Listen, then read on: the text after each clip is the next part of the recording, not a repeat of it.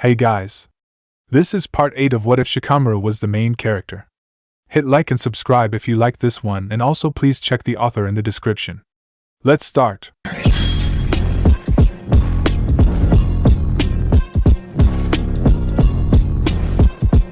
Chapter 36, Water Demons. Tanyu, the head secretary, conversing with Shinobi, to the point where his resident spy master felt so threatened that she had tried to get him killed. Now, he was permanently silenced, and the people asking for his power were still unknown. This could mean one of two things. 1. Konoha really was involved in this, and we had simply been too low in the chain of command to know, either through Jiraiya, or through my own dalliances in the secure mission room. Perhaps this was an emergency silencing, or punishment for breaking a contract, and any moment now A and B would be dropping from the ceilings to escort us to more secure premises. In this case, the best choice of action would be to get the hell out of here ASAP and pretend I didn't know anything. Or 2, there were third-party ninja involved. A kill like this from non-Konoha nin would make more sense, because surely our A and B would have at least tried to warn Jiraiya. Waiting until everyone returned to home base to explain why 2 missions crossed roads was just asking for collisions. Then, the best choice of action would be to let the Hokage know that we knew about these ninja. To me, the most obvious answer was, once again, Danzo Shimura, which would satisfy both the case of a Konoha shinobi while also being a third party. And it would also explain how the expenses could be so well hidden. Except, I wasn't supposed to know about him in the first place. Then there was also the matter of how I was actually completely and utterly wrong, but that was for a different time. Fuck, I thought. I came here to make allies and gather blackmail, not accidentally discover a possible conspiracy. My only hope now was to lie low and act like I was of above-average intelligence. Most shinobi in Konoha knew that I was smart, so I couldn't pull off the same clueless act Naruto normally did.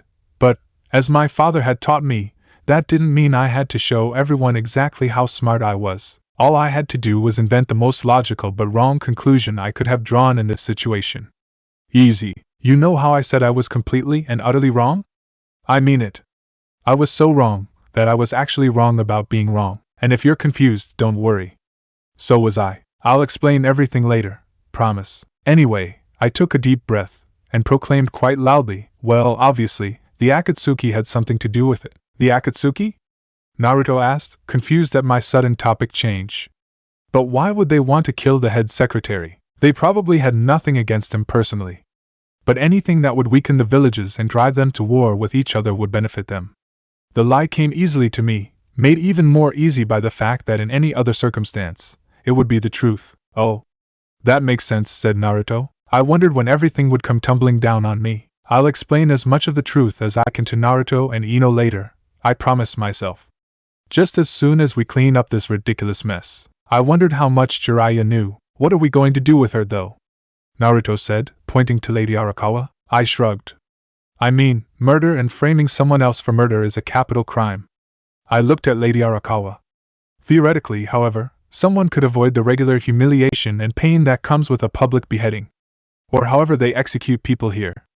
Konoha's style was more of making people disappear mysteriously in the night. It's not impossible for a grieving mother to put her depressed son out of his misery, and then kill herself out of guilt before anyone could question her. Lady Arakawa burst into tears. Ino crossed her arms. Shikamaru, I'm not saying she has to, I protested. But what choice do we have? It's not like we can let her get away with this. If we turn her over to the daimyo's guards, they'll definitely kill her, publicly and painfully. That is, if they don't decide that she needs more questioning than we already gave her first. She froze, and then quietly retreated to her chambers with a poisoned sweet from the pink basket in her hand, still guarded by Yamato's team. We heard some crying, and then silence. I didn't know if I should have felt bad or not. Catching her had been my duty in the first place, and it wasn't as if I personally knew her. She had brought this upon herself, thinking what she had tried to do was okay. Then there was also the fact that she knew Konoha nin were potentially involved in the head secretary's murder, and as a Konoha nin myself I couldn't let her run away and tell the daimyo about this in exchange for clemency. Not if I didn't want us to turn into another Suna. What about the head secretary? Naruto asked. Jiraiya paced about on the floor. Right. Here's what's going on the official report. Lord Isayama attempted suicide, and was found by his mother. She couldn't bear to see him in pain, and, in an emotionally charged poor decision, decided to put him out of his misery. After realizing what she had done, Lady Arakawa killed herself out of guilt. The head secretary himself was killed in an entirely isolated incident, where some third party, most likely the Akatsuki, attempted to drive IWA and Konoha to war. As far as we're concerned, that's what happened, and no one knows anything else at all. No shinobi were involved, except for the Akatsuki. Is that understood? Jiraiya asked. Naruto started. But, Naruto, please, just say yes, Jiraiya snapped. I'll take care of it, but the Hokage, Naruto. I will personally tell him the truth. The paper reports are for everyone else. Right now your orders are to keep yourselves above suspicion. Is that understood? Naruto hung his head. I understand. Jiraiya ruffled his hair. I'll let the Hokage know, don't worry. There was protest in his posture, however, and I knew that for him, this wasn't over. Same as me. Of course it wasn't over. Naruto wouldn't give up so easily, but he was better at controlling his timing now, learning to put his attacks where his opponents would be weakest and waiting for the right time and place to ask his armor-piercing questions, rather than throwing barrage after barrage of force right away. I knew why Jiraiya was doing this. Whether the Hokage had personally authorized this, to get the village more influence, or whether someone else, Danzo, had done this for personal gain, we shouldn't have known about it. There could be trouble if we revealed our hands so quickly, both from the village and from the daimyo, who was expecting Konoha Nin to work with and not against him. Jiraiya was offering to probe for himself first, but I had no doubt that the daimyo would buy any story we gave him if we just presented it properly, and meanwhile, my friendship with Izumo and Kotetsu ensured that any report we wrote on this would be quickly filed away with little scrutiny. Funny, how close the head secretary had come to getting away with it. If Lady Arakawa hadn't come up with her half-baked woman-scorned revenge scheme, we would have never found out about this in the first place. In a way, we had her to thank for our knowledge. You'll tell us how it turns out, right? I asked Jiraiya. When I can. Now the only person we had left to take care of was the informant that had told Lady Arakawa of the betrayal in the first place. I closed my eyes and reviewed the memory Ino had passed on to me. This time, instead of reading the letter, I concentrated on the face of the maid, instead. It was the butterfly, Konoha. As soon as the high from her newfound freedom had worn off, which was about a minute, Hinata was back to being terrified. Oh, gods above, what had she been thinking? How idiotic was she, to think that something like that would work? She was pretty sure that in about 30 seconds, Hyuga clan members would be swarming her, to drag her back to the clan compound and brand her for her dishonor to the clan head. There was nowhere she could run or hide, not with the power and influence of the Hyuga clan. The Byakugan would root her out of any alleyway or crate. The clan itself would force any lesser clan to turn her over. Not even Choji or Sasuke could interfere in Hyuga matters. It was in the rules of Konoha that a major clan had utmost authority over its own members. And even if that law wasn't there, it still wouldn't work. The Akimichi were a noble clan, but they were nothing compared to the Hyuga. And while once upon a time the Uchiha outranked the Hyuga, that was the past. Sasuke was a boy barely older than she was, with no clansmen to back him up. The Hokage himself could not tell the Hyuga clan how to run itself, or else this business with the curse seal would have been done with a long time ago. A shadow fell over her. So this was it. They were here at last, but the voice that spoke was not anyone in her family. Heard you got yourself into a spot of trouble, kid. She looked up and paled. Tsunade-sama, she said quickly, getting to her feet. Just so you know, I healed your father without any problems. More importantly, where'd you learn to punch like that? Hinata could only stare, mouth hanging slightly open. What was she getting at? I don't know. So you taught yourself? I don't know. I just got mad, and then so you never even practiced.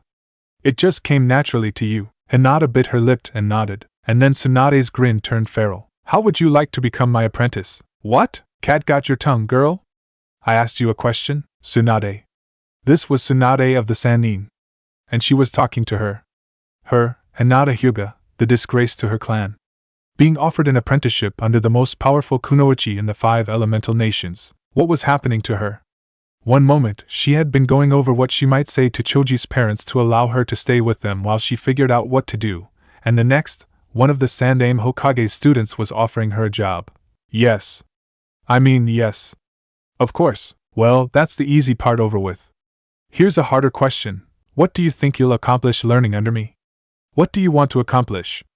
Tsunade stopped and looked at her expectantly. What was she going to say? Hinata was almost afraid to open her mouth. She couldn't speak. What if she said something so unbelievably stupid that Tsunade changed her opinion of her and didn't take her on at all? No. Not saying anything was the stupid choice. Tsunade-sama was asking her and expecting an answer in return. Nothing was more telling than cowardice. I want something besides the clan. I want something other than the gentle fist. I want to use the Byakugan for its true intended purpose. I want to be known as Hinata. I want to be somebody, and not just another Hyuga. But most of all, I want to be able to help people without being held back by a house built on slavery. Tsunade smiled at her. You pass. Welcome aboard. Hinata frowned.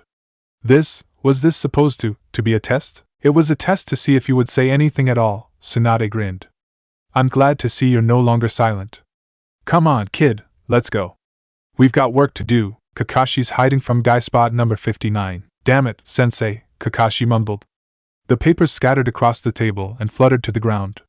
In the back of his mind, he was vaguely aware of the total mess he must have looked like right now. It wasn't that the work was impossible, necessarily. He definitely was in a better position to decode Minato-sensei's notes, compared to Jiraiya. It was hard to concentrate, though, when his team was a world away, facing some unknown danger. If anything happened, he'd be powerless to help. You're still powerless here, he reminded himself. You're not going to change anything by moping. Succeed in your mission, prove that you are ready, and only then can you rejoin your students in the field. Most people only ever thought of one sealing language in existence, the standard script of Uzushiogakure, written in the calligraphy that made up their daily language. But Minato-sensei, who was very fond of discussing the theoretical, why rely on just one sealing script? Why not make up your own? At the time, Kakashi had snorted in disbelief. Reinventing something that was never broken seemed like a complete waste of time, considering that Shinobi didn't have a lot of time to spare. After listening to some of what Minato-sensei had to say, however, he had to admit it was interesting. Through some extremely complex, yet elegantly simple proofs, Minato-sensei had shown him that the full functionality of Uzushigakure's standard script could be replicated perfectly as long as they followed a few basic rules, which all summarized the ability to mold and combine chakra in a reliable manner, because that was a sealing language at its heart, really. Molding and combining chakra on an external surface instead of inside the body, as with hand seals. The reason why different languages could and should be used, Minato-sensei had then told him, was because certain things could be expressed more easily than others depending on what they were. For example, numbers could be represented in words or in figures, but the latter was definitely cleaner even though they both meant the same thing. The Uzushiogakure script worked well for trapping things in scrolls and sealing away bijou in people, as the complexities of calligraphy served as natural passcode-operated gates. When it came to the Hiraishin, and probably other space-time ninjutsu, however, Minato-sensei's script was far superior. Mathematical structuring not only made a naturally hazardous endeavor much safer, but also reduced chakra consumption to a level fit for repeated human use. Whereas Tobarama's method with the standard script could only work for someone with a ton of chakra, or multiple people working together, the reason why the Hokage Guard had to work in teams of at least 3 to transport someone, Minato-sensei could use his technique hundreds of times without breaking a sweat. He knew, if he could just match up those basic rules to the most repetitive sections of Minato-sensei's work, he could reverse engineer the entire language. Sadly, for all of their reputation and skills as thorough teachers and organizers, both Tobarama Senju and Minato Namike seemed very fond of skipping steps on paper, as in, going from point A to point D without explaining where points B and C went. Funny, seeing as that was the entire purpose of teleportation. The gods of irony must be rolling on the floor. The real village hidden in the mist. The nice thing about the more powerful villages, Mei thought, was that they were so egocentric. Bad if you had to deal with them directly, good if you wanted to use them. Especially good if you wanted to use them against each other while remaining unnoticed yourself. Not being taken seriously for a number of things, such as not having some fancy nickname, or having a mediocre bounty in the international bingo books at best, or being from a backwater village that everyone liked to forget about, literally, suited her purposes quite well, for the time being. Yagura wore the robes and hat of the Mizukage, but only an idiot would think that he was the one actually calling the shots. He had been selected to rule the Hidden Mist because he had been an intelligent and logical shinobi, not because he was powerful and bloodthirsty. That was not his way, had never been his way. He had been the only one calm enough to successfully tame the Three Tails after all those years of the Mist not knowing what the hell to do with their bijou, including one incredibly idiotic plan involving kidnapping some dumb girl from Konoha that had resulted in hundreds of their own shinobi dead. Yugura should have been the greatest Mizukage they had ever seen, not the worst. The first time his eyes had flashed red, everyone had pretended not to notice. Then the psychosis set in, and they thought it was the tailed beast that was driving him mad. But then Mei noticed a pattern to his madness, starting from the categorical genocide of all bloodline limits in the hidden mist, and realized that no ancient chakra monster could have manufactured such detailed plans to weaken. No, not just that, systematically tear apart minus their village all by itself. Yugura, or Mr. Sharingan, take your pick, still ruled over the original Kirigakure, but neither of them were aware that there was a second Kirigakure under Mei's control. It had no buildings, or roads, or shops. No one did business with this Kirigakure, but all the same, her people stood tall and proud, for it was simply connected and organized by one idea: freedom. Or, less eloquently, murder the assholes responsible for all the shit the mist had been put through. Because, honestly, you knew you hit a new low when your village was getting pissed on even more than the sand. But never let it be said that Meitarumi didn't know how to take advantage of a bad situation. Because being the ignored village meant that people didn't keep a close eye on your actions, and when people didn't keep a close eye on your actions, they tended to underestimate you. So let those old men from the leaf and the rock and the cloud argue with each other about who was responsible for the wave situation. Let them discount the mist, because the mist was too weak and disjointed to be useful in anything. They hadn't bothered to send anyone to thoroughly spy on Kirigakure in years. Kirigakure itself hadn't seen any foreign visitors since Yugura first took power, one of the benefits of having to live under a man who took the definition of the word paranoia to the nines. But that didn't mean the reverse of that statement was also true. Kirigakure was the silent observer. And Kirigakure knew things. Kirigakure sat in the shadows and saw them all, while they were all wasting their time arguing amongst themselves. Meitarumi was the true Mizukage, even if she didn't have a nice office or desk. One day, though. One day she would. One day, she'd be wearing that blue hat and robe for real, and she'd do it while standing over the drawn and quartered body of the person responsible for this entire mess. The Bloody Mist had been called the Bloody Mist for a reason. And she had grown up under that regime. What's more, she had survived up until now, for this long. Everyone seemed to remember Zabuza Momochi as that one demon child that had murdered his entire graduating class, stupid, by the way, because that just decreased the amount of their able-bodied soldiers. No one seemed to remember that she, Meitarumi, or any other shinobi of their generation, actually, had also killed her own classmates to gain her Hitaiite. There was a reason why she was still alive, even when all the other Kekkei Genkai possessing people in Kirigakure were dead. Mission report, Momochi, he rolled his eyes. Do we have to? Life as a missing nin is very rough. Protocol, she smirked. And you're not actually a missing nin. I pardoned you, remember? According to Yugura I am, the man grumbled, but went through with the procedures anyway. Word from Ao. The Yandere Mizukage is still being puppeted by a mysterious Sharingan user. Just recently he sent out a team of some of our best ANBU to Tanyu. A high-ranking official in the Fire Daimyo's court was found murdered shortly after, and suspicions have been leveled against IWA. Tanyu Mei murmured. Konoha won't like that. IWA won't either, Zabuza said, considering they had nothing to do with this, and are just itching for an excuse to gain back what they lost from Konoha in the past few wars. Meanwhile, there are factions in both villages pointing fingers at a third party, like Kumo or the Akatsuki, wanting to drive Konoha and IWA to blows so that they might reap the benefits in the confusion. They're half right. Someone wants war. This was bad. Mist was already in a weakened state as it was.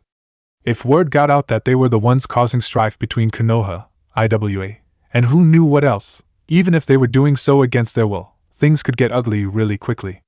She was not yet in a position to negotiate. Do they suspect us? I don't think so, no. As far as anyone is concerned, Mist is still useless and xenophobic. While this is good news, that those other villages are fighting each other, it's also bad, Mei explained. If I was officially the Mizukage I would be rolling in glee right now. Ao understood. It's the fact that we weren't behind this conspiracy that worries you. Mr. Sharingan wants something, and we'll all be destroyed if he gets it. While I'm happy that those three old men are too busy snapping at each other to hurt us, it turns my stomach to know that we are all playing right into Mr. Sharingan's hands. I fear that there is a greater power at play here than just the 5 Kage. War on the mainland benefits us, but it benefits him even more, Ao agreed. We can't let him gain more power than he already has. So what are we going to do about him? Zabuza asked. The problem, Momochi, is that we have no idea who he is.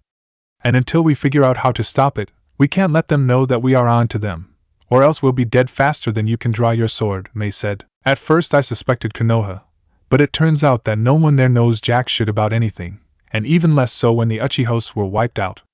More likely, it's someone acting individually, trying to get revenge on something. I suspected Itachi Uchiha for a while, but then I did the math. He would have been a child in the academy at the time we first noticed Yugura going crazy.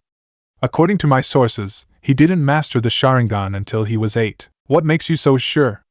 Ao asked. Because if Konoha knew they had people who could mind control the Kage of other villages long-term like this, they'd have used it already, on the Reikage and the Tsuchikage, who are their most dangerous foes. Not us. We haven't posed any threat to them in a long time. The only thing that we ever did to them personally in recent memory was that attempted thing with the 3 tails, which I checked, only resulted in the death of one young girl. More of ours ended up dying than theirs, the battle was even, and we retreated. It was a while ago, long before even Yugura. This reaction is disproportionate, Mei shook her head. I know old man Sarutobi quite well, though he probably doesn't even know who I am. He doesn't do disproportionate. He's a very cautious player, by nature. If you don't mind me asking, which girl got killed? Zabuza asked. Zabuza had only meant it to be a harmless question, but to Mei, it was so much more than that. That one question had been the key to the missing piece she had been searching for this entire time. Mei couldn't believe she hadn't thought about it before. Which girl was it? She had dismissed the identity of the girl as an important clue when she first began researching the botched Sanbai Jinchuriki mission, because she hadn't known her personally, and the girl hadn't been some powerful or famous nin anyway. But now that Zabuza had brought it back up, Konoha was big on this teammate thing, weren't they? It could very well be. I don't know, Mei admitted, the gears quickly turning in her mind. The records I found didn't say, and I didn't care enough to dig any deeper. But thinking about it again, she might be more important than I initially pegged her as. Ao, I want you to find everyone involved in that mess with the 3 tails still alive today. Track down the identity of that girl. I want her name, her face, and every friend's acquaintance and cousin's cousin she had. You really think she might be the whole reason behind this entire mess? Zabuza asked. Just that one girl? I don't know, but it would be foolish if we didn't try. Leave no stone unturned, Ao. We find out who she was, and we're one step closer to finding out the man behind Yugura. Momochi, I want you to track down the other missing nin who are actual missing nin. Specifically, the ones who went rogue around the time Yugura came to power. All of them? Zabuza deadpanned. Mei shrugged. Well, until you get some answers. Start from the top down. It's unlikely that a genin who quit because it got too hard will know anything. You realize if I'm doing it that way, the guy I'm going to be starting with will be motherfucking Kisame Hashigaki, Zabuza pointed out. Mei clapped her hands. Oh goody. You two can bond over your giant-ass swords, Zabuza groaned. Chapter 37, Viva la Revolution. The Hyuga clan compound. Never before, in the history of the clan, had anyone ever run away. Being a branch family member was better than being clanless. That was the general consensus. But now that their heiress had disappeared, well, not really. They'd be able to find her if they wanted to. It was causing a huge uproar within all levels of the clan. For Hanabi, well, she didn't get why everyone was so surprised. For a clan so precious about their eyes, they were incredibly short on foresight. Anyone living under the constant threat of branding was bound to snap, but there was no protocol for what to do if someone seceded from the clan. Missing nin would be dealt with under Konoha law, but Hinata wasn't a missing nin. She was still a citizen of Konoha, and was thus protected as a shinobi of the village. If they wanted to drag her out to court, they'd have to follow all the procedures just as if they were prosecuting another normal shinobi. The caged bird seal was specific to the clan only, not the rest of Konoha. Konoha law specifically stated that anyone who was of age and wished to live separate from their family would be considered as an individual person. And since clans were just that, families, albeit very large and powerful ones, it meant that when Hinata had run away, she had become her own individual, another run-of-the-mill ninja with no name or title. If she was considered not a Hyuga, then the clan would not have the power to stamp her forehead. But she obviously still had the Byakugan, and Hyuga law stated anyone with the Byakugan not in the main line needed the seal. And yet, Hinata had not technically lost that spar, so she was not out of the line of succession yet. But she was also no longer living within the Hyuga compound, and possession of a Kekkai Genkai did not automatically mean clan membership, as proven by Kakashi Hataki's case. Then again, he hadn't been born with those eyes. Then there was the matter of dangerous implications for the clan. Should Hinata's secession be legally recognized by Konoha's higher-ups, it would set a precedent. If any branch family member wanted to secede from the clan, in order to avoid the caged bird seal on their children, they could do so, breaking up the power of the clan. Konoha's major economy was from shinobi services, but lawyers made a good living anywhere. And Hanabi could foresee the legal quagmire about this piling up for months. Her father, naturally, expected her to take the clan's side about this. Hanabi, naturally, was taking Hinata's side. And she knew, deep down, that every other clan member with a mark on their forehead was praying for freedom, too. Konoha, one of Kakashi's few hiding spots not yet found by Guy. The most difficult part was already over, at least, in Kakashi's opinion. Most people never figured out how to breach the barrier between the three-dimensional Earth space and the extra ceiling dimension required by teleportation. But Kakashi had had experience with Minato Namike's insane mathematical theories before, so it didn't take him long to catch on to that particular idea. The tough part was in the execution. Kakashi just didn't understand how they expected this stuff to work. Sure, he could follow the numbers blindly and probably get the right result, but acting without understanding in seal work was extremely dangerous, and he wasn't taking any chances with his normally terrible luck. Theoretically, teleportation was easy. Rather than drawing a line from point A to point B in Earth dimension, simply jump up to a higher dimension, cross there, and then jump back down to wherever you wanted to go. With the addition of a ceiling dimension, bypassing time dimension was easy, giving the illusion of instantaneous travel, so the schematics were simple. Accessing bridge dimensions were one of the basic uses of sealing. Anyone who could summon could understand this. But the execution was a different matter entirely. There was still one part left for him to decipher, and that was, sadly, the center key around which the rest of the technique revolved. Literally, you couldn't teleport in space without a point of reference. But nowhere in his notes, and Kakashi had checked at least 10 times minus had Minato-sensei mentioned any points of reference. In order to make the jumps accurate, one had to specifically define the location. Otherwise, you might just end up putting yourself in front of a flying kunai instead of behind it.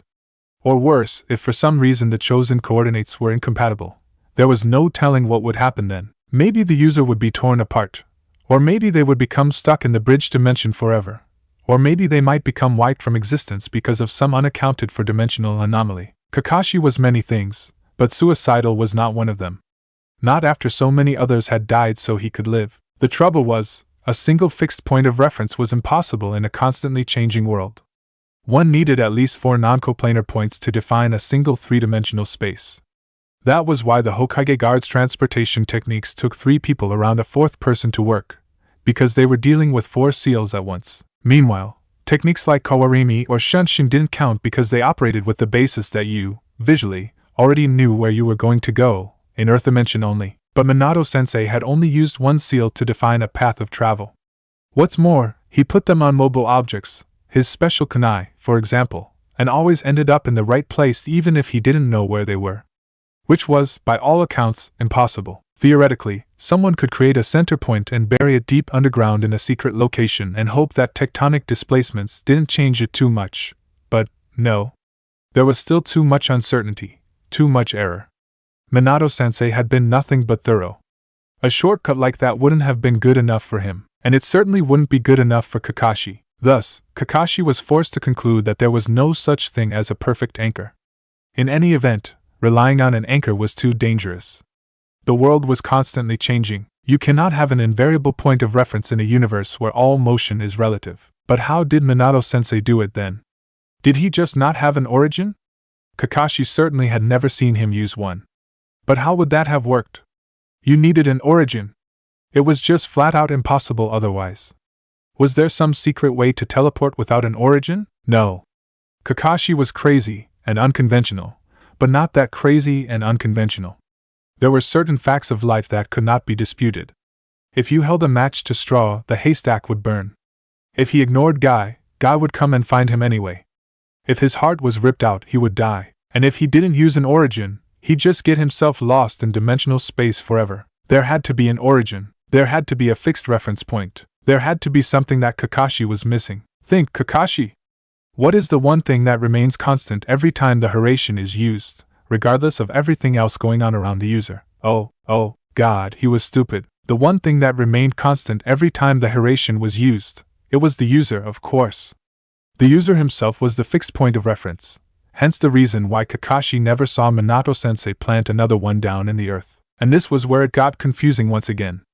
How could the user, the moving person, be the anchor, the one thing that had to stay fixed? It seemed contradictory. How did the Yondaime continuously compensate for a continuously moving origin? Because he didn't. Motion was relative. Motion was always relative. When using the Hiraishin, you don't teleport to another spot on Earth. You stay fixed, and that spot moves up to meet you. It went against common sense. But when you were floating around in outer space, or, in this case, just another bridge dimension, with no other points of reference except for yourself, that was what everything would seem like. If he hung upside down from a tree, he'd know he was upside down because of gravity. Remove the Earth, and now everyone else was upside down, not him. The user is the invariable point of reference. No wonder it made no sense. He had been reading the whole thing with the Earth as his point of reference, instead of the user, this entire time. Talk about blaming the cartographer for reading the map upside down. If the origin had been a separate point from the start and finish, then of course the technique would fail. You can't change both start and finish at the same time to compensate for a change in the origin's location. You can't move only one point in a triangle and call it the same triangle. The origin was always fixed by definition. The world literally revolved around it. Now this was why Minato Namikaze had been hailed as a genius. It was so brilliant. So brilliant, but oh so simple. With just that one realization, his late teacher had solved both the problem of finding a fixed origin of reference, and making the origin something that could be kept track of without tampering by a third party. Unless the user was also destroyed, taking that reference point with him, of course.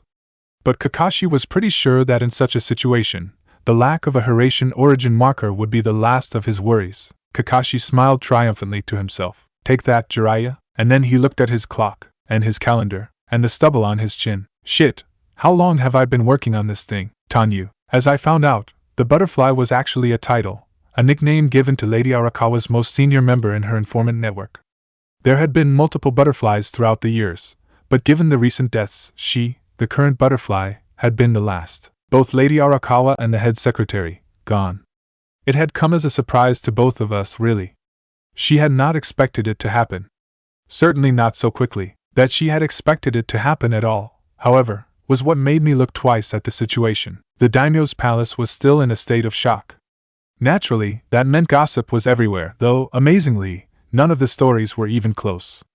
Apparently, our lockdown on all information sources was doing better than I thought it would. Meanwhile, the ANBU teams investigating the head secretary's murder had come back stating that the trail had gone cold a few kilometers into the Earth-country border, which basically told me jack all, because any competent assassin would do that if they wanted to make their story even slightly believable. Once again, I was reminded how dangerous shinobi were in the minds of men.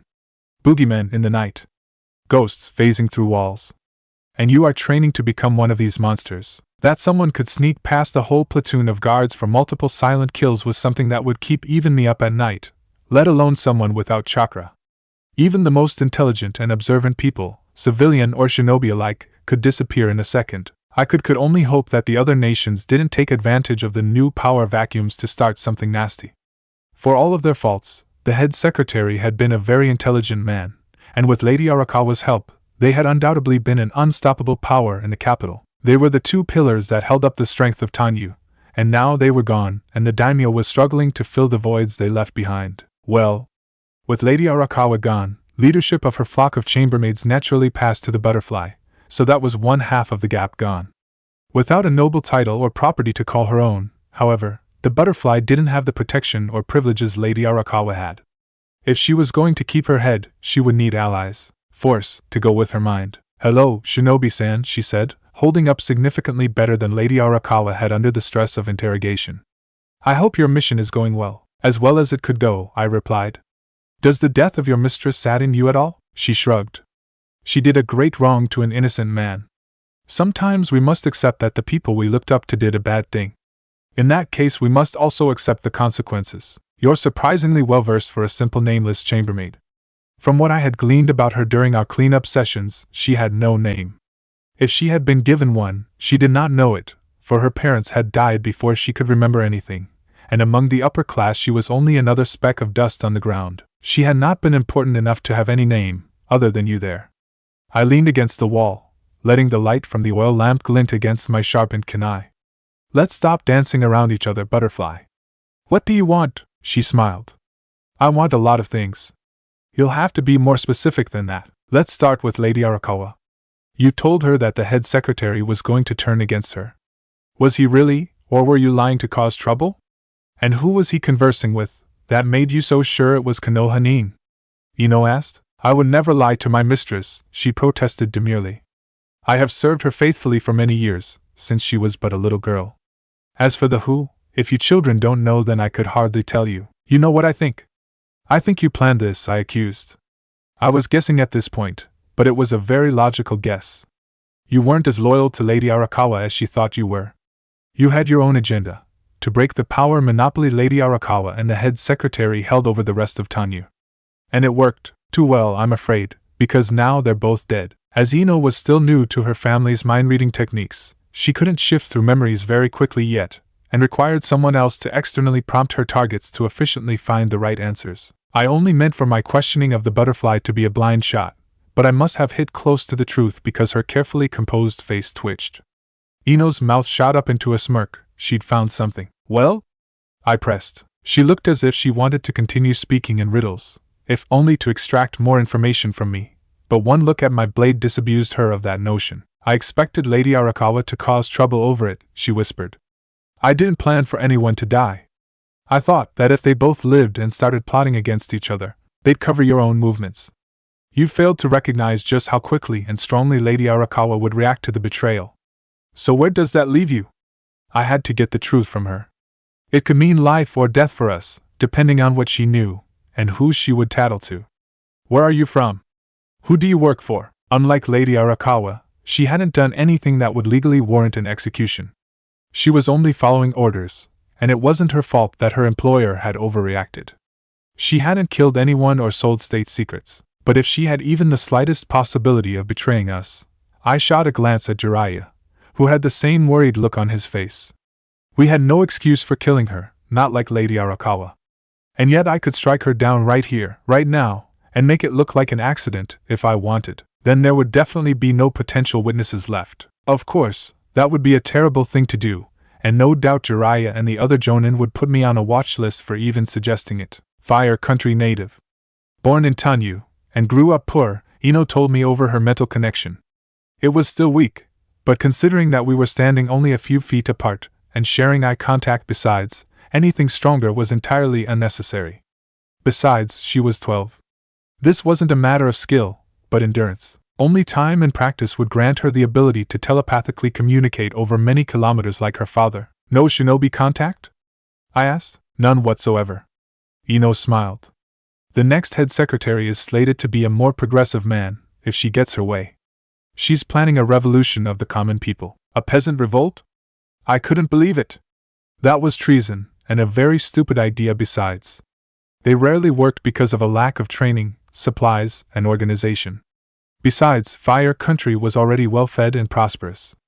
No one would risk their head to back one right now. It would only get put down quickly and bloodily, and do more harm than good. Not to mention, with anarchy and civil war came instability. They would devour themselves on the inside while leaving their backs exposed to the enemy. Even if they did win, they'd be facing opposition from loyalist factions, and from the neighboring countries wishing to strike them down before their own peasants got the same idea -4 years on after. Not a violent revolution, Ino corrected. More like a gradual shift in policy. She wants the people currently in positions of powers knocked out so she can stack them with more progressive thinkers, who would be more open to her agenda. She sent me a list of the names of nobles that the butterfly had anonymously assisted up to high positions in the past, many of whom were now in a direct position to fill many more recently vacated titles and offices. And given that the butterfly had been around this place for decades, that list was quite long. She's been working her whole life for this, Ino told me. To say I was impressed was an understatement. This butterfly lady was smart, a good deal smarter than I had initially given her credit for, and I hadn't ever thought her to be stupid by a long shot. She might have gone through this completely undetected, too, had Ino not already learned her interrogation techniques. The mind-reading abilities of the Yamanaka, I decided, were just as ridiculously overpowered and unfair as the Sharingan under these circumstances, only far more subtle. A mere chambermaid, influencing national policy. Forget killing her, this was someone I wanted on my side. A secret for a secret. See anyone named Danzo Shimura in her head? I asked Ino. Ino was confused, but looked anyway. Who is that? Is he a shinobi? I'll explain later, I promise. She hasn't come into contact with any shinobi. She only figured out the head secretary was dealing with them when she saw him reading a seal-activated note, Ino explained, sending me a memory. The head secretary, still alive, only a few days ago. He had a folded piece of paper in his hands, with random black squiggles on the outside. I wondered what they were meant for, as they couldn't possibly hold together in a real sealing environment, before realizing that this was the butterfly's memory, not mine. The Yamanaka technique was limited by the capabilities of their target, and human memory wasn't perfect. Her brain could only copy down what she could decipher, and since she was a civilian with little knowledge of Fuinjutsu, that was what they translated to. As the head secretary opened the note, however, she could read the writing just fine, or what she could see from her vantage point. Vote yes on proposal, wait for, ? So she hadn't been lying then, though she had told the truth with deceitful intentions. The head secretary in the memory closed the note, and it burned itself. I exited Ino's mind, and returned back to the butterfly, now with some more ideas on how to deal with her. She was staring at the kunai in my hands apprehensively. Having felt the effects of Ino's interrogation, she knew she was caught.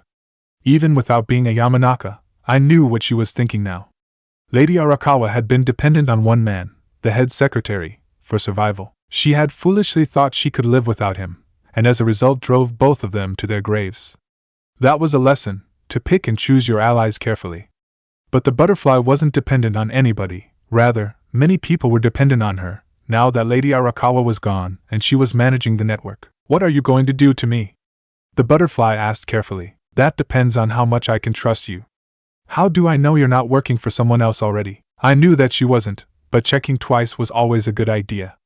Perhaps I could glean some more about her, from her answer. She thought about it. If I had, I wouldn't have tried to give you that letter. You know how important that is. There are better ways to frame someone or buy their trust than give away something so important to his cause. And your cause? I looked at her plain uniform, her calloused hands. The common people, I inferred. You have dedicated your life to upsetting these nobles. She tilted her head and stared at me silently for a good 10 seconds. You're a scary kid, you know that? I've been called worse, I said, thinking of Anko. The point remains, I am a shinobi. I work for the daimyo, and said nobles. These are seeds of rebellion. You could face execution for this. Okay, not really, but always best to enter negotiations with a strong hand. She saw through me right away. You'd have to prove it. Me, a simple chambermaid? What could I do? I am loyal, in that I serve Fire Country and the daimyo. If my opinion of competent people differs from others, I am entitled to that right, commoner or not. I've been doing this for decades, darling. Konoha's clans held on to their advantages because of secret techniques and genetics. But also, because clanless shinobi, while at a disadvantage, still had the opportunity to rank above or marry clan members by their own merit. My mother, for example, and the majority of Konoha's jonin. Revolutions were less likely if the option of social mobility was the easier and more available path. Oh, there was still plenty of behind-the-scenes quarreling and backstabbing, as I knew all too well by now, but they were based on ideology and leadership debates more than class structure. The divide between nobility and the lower classes in Tanyu, however, was much more rigid. Everyone got the same basic rights in theory. At least, the days of serfdom had disappeared at the end of the warring clans era. But someone like the butterfly couldn't marry up. That's nice. You know, shinobi share similar opinions on class structure. Our ranking system is merit-based, mostly. I neglected to mention the Hyuga clan. Is that so? She asked. Sure, said Naruto, understanding just as well as I that at this point, we needed as many contact points as we could get in Tanyu. Trained shinobi with their easily accessible records on file could only go so far. Given our starting point, the butterfly was our best option for a point of contact. We had to get her on our side now, before she decided to cast her lot in with anyone else. We could help each other, because we were Konoha shinobi, and Konoha shinobi were loyal to Konoha. We didn't care about policies that went on in the capital as long as they didn't affect us. She narrowed her eyes at us. How can I trust you? You can't, not really. But let's face it. We already know what you've been doing, and if we wanted to turn you in or stage an accident for you, we'd have done it already, I explained. Really, we're giving you a heads up in advance, Jiraiya said, understanding my intentions immediately. Legally, you might be innocent, but that doesn't mean people won't try to protect their anonymity anyway, she smiled grimly. People like you? I shrugged. People like us. Or other people like us who aren't us. I promise you, we're completely in the dark about this, too. Either way, you'll have to be careful about who you reveal information to. Even if they are 100% trustworthy, the mere principle of breaking the silence might be enough to call an assassin down on you. So, either you go through this with at least a few shinobi who are willing to give you a chance, or you go through this alone. Fine. Deal. Her hand reached for mine, but then she warily drew it back again. How do I know you won't betray me, like the head secretary tried to do with Lady Arakawa? I rolled my eyes. Because I'm not an idiot, that's why. If I killed loyal allies every time they lost their use like every other stupid tyrant, no one of talent would want to work with me anymore, and I'd be left with no allies. She stared at my outstretched hands for a very long time. As in, long enough that my arms started getting tired. But I refused to drop it until I had an agreement from her. My persistence paid off, and she took my hand with a smile. Fine. I believe you, she said, and I you. We look forward to working with you. Butterfly. Chapter 38. Let the Pieces Fall. The Yamanaka clan compound. Kakashi-sensei clapped his hands together. So, I was going to test you guys on the bingo book, but after all the crazy stuff that happened on your mission, I think that it's better that you guys take a little break first. Yes, that's much better, Ino agreed wholeheartedly. Now, before we go back to being all fun and games, we have to discuss something a little more serious at the moment, he said. What's that? Naruto asked. Kakashi-sensei rubbed his face with his hands. There were rings underneath his eyes. I think it's about time you guys had the talk. What kind of talk? I asked. Because if it's that talk, we already had it back in the academy, Ino said. Plus, my parents already told me all of the other stuff beyond that. 1. I'm pretty sure Naruto skipped that day. 2. No, it isn't that talk, although thank you for reminding me because you need to have that. 1, 2, and 3. Ino, did your mother or your father talk to you about it? Ino raised an eyebrow. My mother? Then you haven't had the shinobi version of it yet. So, Kakashi-sensei clapped his hands together. I'll keep it short and simple. Don't get caught with your pants around your ankles in front of an enemy. Literally and figuratively. Simple as that. Ino rolled her eyes.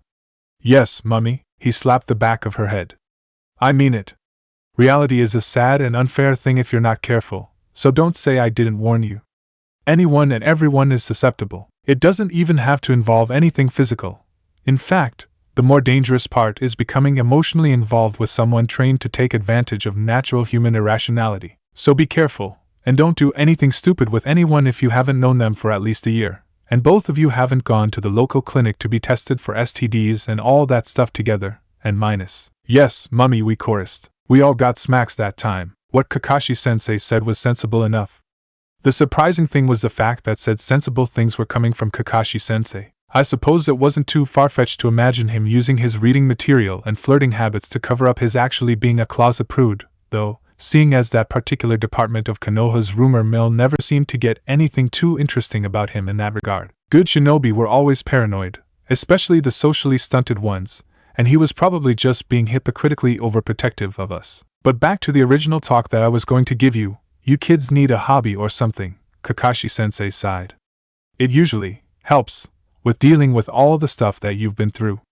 Stuff that you will go through. Humans and their highly vulnerable heads, Naruto nodded sagely. What do you mean as a hobby? Ino asked. Anything that you can use to completely encompass your mind outside of ninja life, he stated simply. For example, the Sandaime can determine where a tobacco leaf was planted and imported from by the mere smell alone. Asuma and Kurenai like denying that they're dating. Anko eats dango. Guy. Well, I'm not sure what non-training activity Guy considers to be fun, outside of bothering me, but it works for him. On the other hand, Tsunade is slightly more self-destructive in her gambling and drinking. Meanwhile, Jiraiya enjoys peeping on women in the hot springs, although I think he liked doing that way before his first kill anyway. He turned to look at Ino and me. Inoichi Yamanaka likes gossiping, Shikamaru Nara likes sleeping, and Orochimaru didn't really have a non-shinobi hobby, so look where that got him. Get the drift? Naruto scratched the back of his head. So, what are your hobbies? You never really answered us before. Kakashi-sensei grinned and held up his dog-eared copy of Ika Ika. In the background, a large group of people suddenly began to shout loudly for no reason. Dismissed. I'll see you tomorrow. Take the day off. We'll be going back to D-ranks for a short while, just for you lot to get yourselves back together. Never before had the three of us been so glad to hear D-rank. Naruto and Ino immediately bolted after that, but I stayed behind just a little while longer. Kakashi-sensei cocked an eyebrow at me. Was there something else you wanted to ask me about, Shikamaru? There were many things I wanted to ask Kakashi-sensei, actually. His life story for one. But I knew that he wouldn't be handing that information out so easily. Why do you start all of those arguments? I finally decided, looking over to the still-forming crowd in the distance. Kakashi-sensei's eyebrows shot up again. I don't know what you're talking about, I sighed. Fine. Why do you enjoy watching people argue? Why do I enjoy watching people argue? Kakashi-sensei asked. I nodded.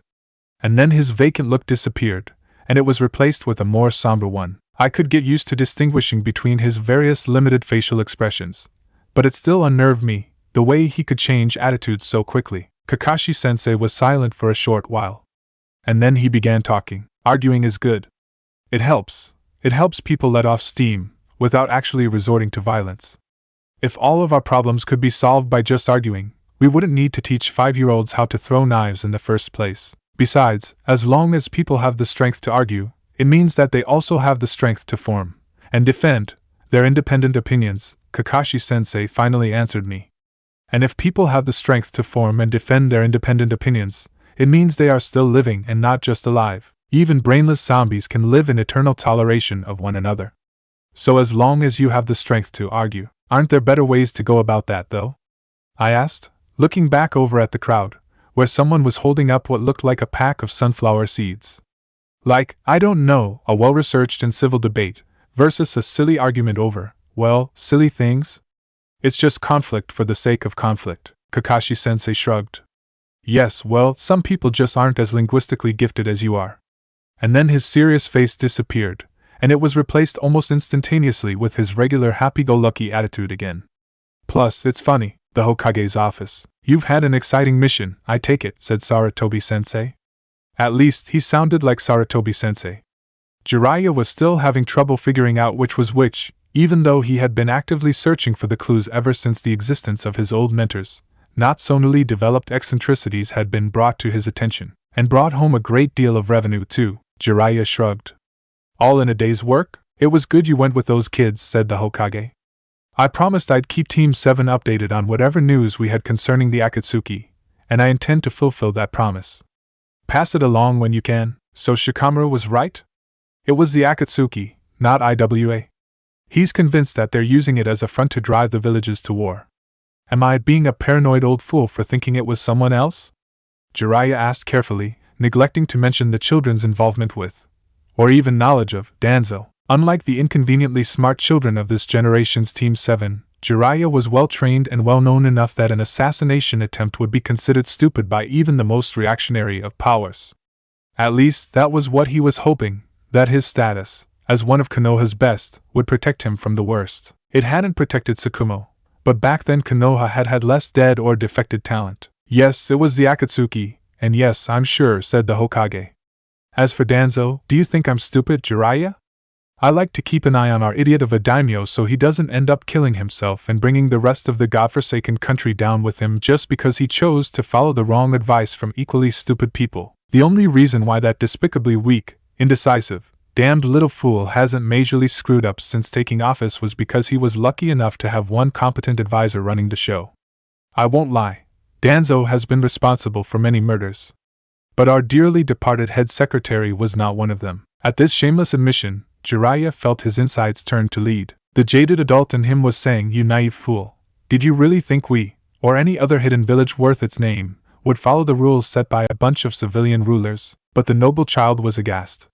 On instinct, his mouth opened, and regurgitated the lessons his sensei had taught him when he was little. The lies upon lies, spouted out at malleable 6-year-olds to regurgitate by memory, not because they wanted them to grow up to be honorable and noble warriors, but because a deluded sense of camaraderie was the best way to keep a large population of trained backstabbers and liars in line. Konoha isn't supposed to, he stuttered plaintively. Danzo is not Konoha, the Sandaime said curtly, but it was not out of any selfishness or cruelty, I assure you, the Sandaime snapped. Conspiracies had nothing to do with it. The head secretary was a brilliant man who kept the country together while the daimyo and his wife chased cats and sipped tea in their rose gardens. But he could not have done it without our help. Jiraiya tried again. Lady Arakawa showed me that note. He omitted the part about how she showed them that note, that is, through Ino's memory gathering, and pressed on. Don't you understand that this position you so carelessly handed off to Danzo was being used to bribe the head secretary to make him the next Hokage? You think I didn't know that? He's a civilian, not stupid. The only difference between him and any regular ninja is the ability to perform jutsu. And that goes for a great deal of people living in the court of Tanyu. Their loyalties are only as steady as what practically suits them.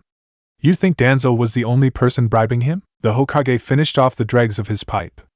He is rich enough not to depend on external donations. Someone in his position is not bribed, merely selling his attention span in a bidding war.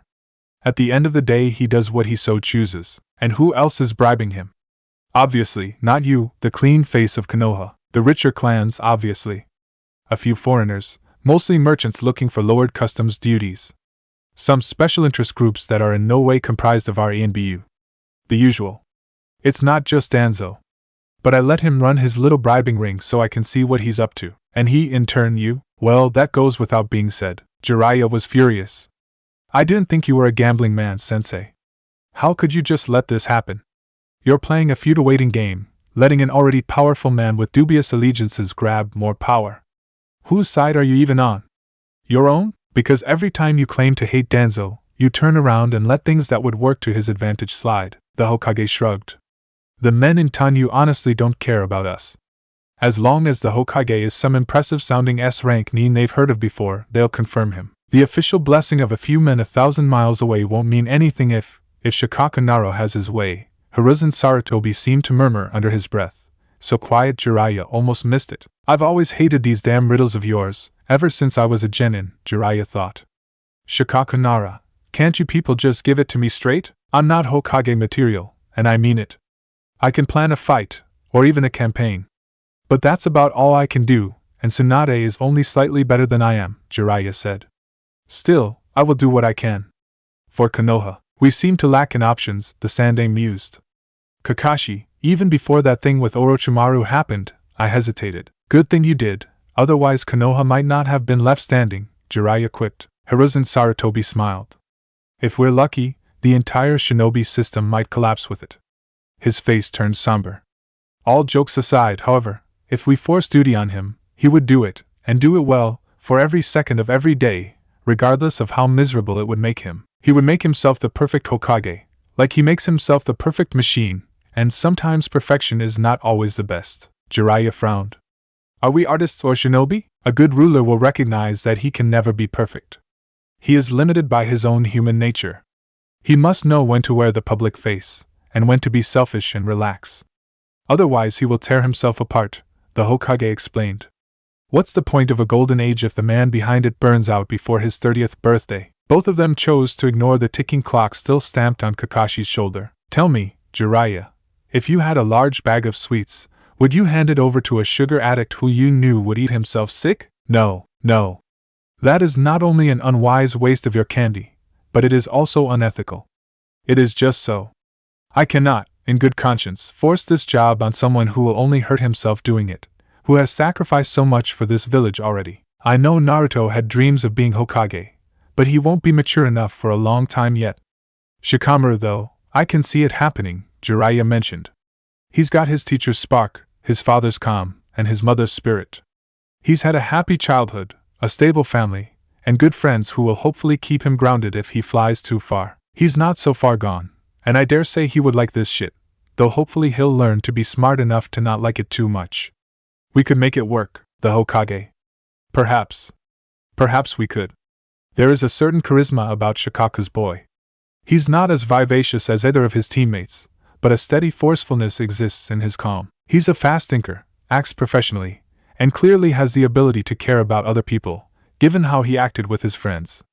I didn't notice any of the usual, what do you call it, darkness that appears in people like Orochimaru, Jiraiya added, recalling what he could from his time spent working with the boy. Good, good. Of course, there is always the off chance that he's just frightfully good at hiding it, but then that would mean he'd have to fool both you and his father. He might be clever, but I don't think he's quite that clever, the Hokage chuckled, and Jiraiya had to agree. I think he would prefer background work more, though. The truly intelligent would never stand in the very front, but one step behind, for it allows them to observe 2 steps ahead. There was some silence as the Hokage tapped out the remains of his tobacco into his ashtray and exchanged it with some fresh leaves. Do the children know? The Hokage suddenly asked him. No, Jiraiya lied. I thought it would be best they did not get mixed up in this. At least, not yet. Even if they were smart enough to understand, I didn't want to make them a target. He made sure his face betrayed nothing, even as his heart beat its way out of his chest. For a second he thought he might have been caught, but the Hokage only closed his eyes and nodded in relief. Good. Even the best and brightest will believe what they desperately hope is true, Jiraiya coughed. Anyway. You are sure? It's the Akatsuki? I am sure. You might blame Danzo, and they might blame IWA, but it is their work, definitely. The head secretary's death was not advantageous to any of us. Though he had many enemies, he did a good job of maintaining the state of things in such a way that his death would cause his killers greater trouble than his continued life. But he shrugged sadly, even the best men can be taken apart by someone with more spite than reason. Danzo and I are both logical. The Akatsuki, and Lady Arakawa, less so.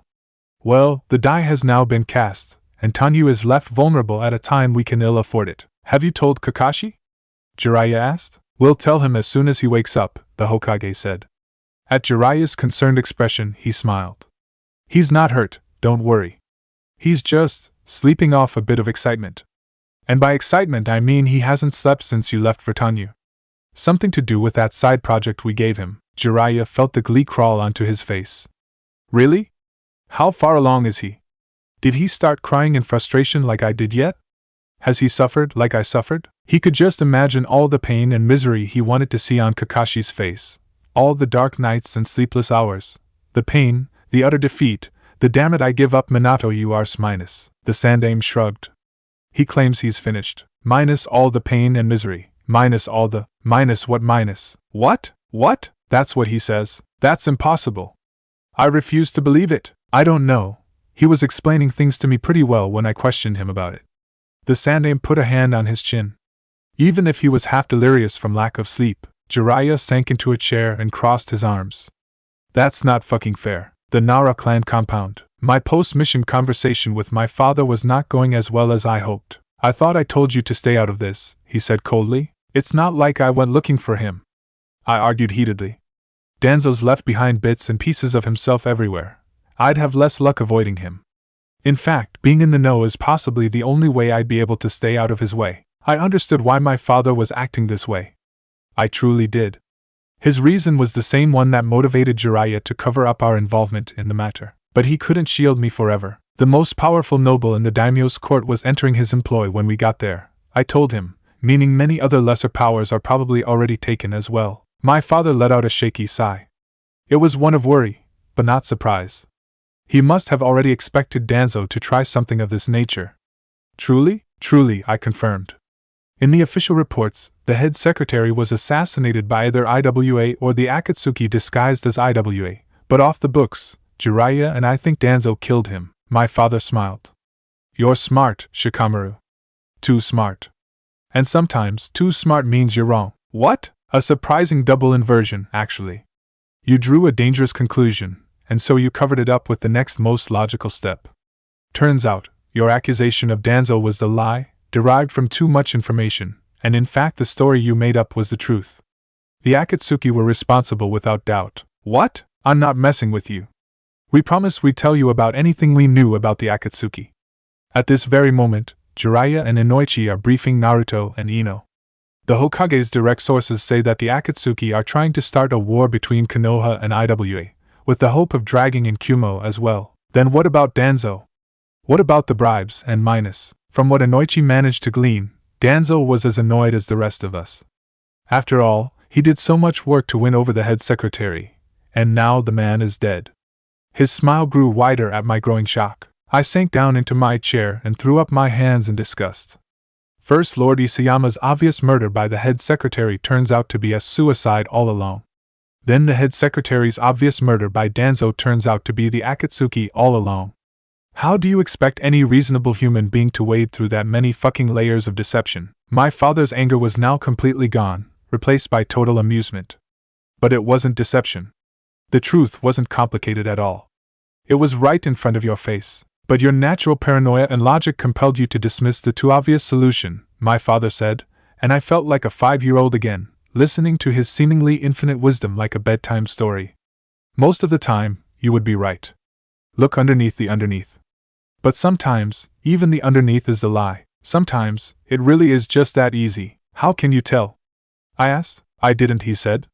That's the worst part. You can never really know for sure.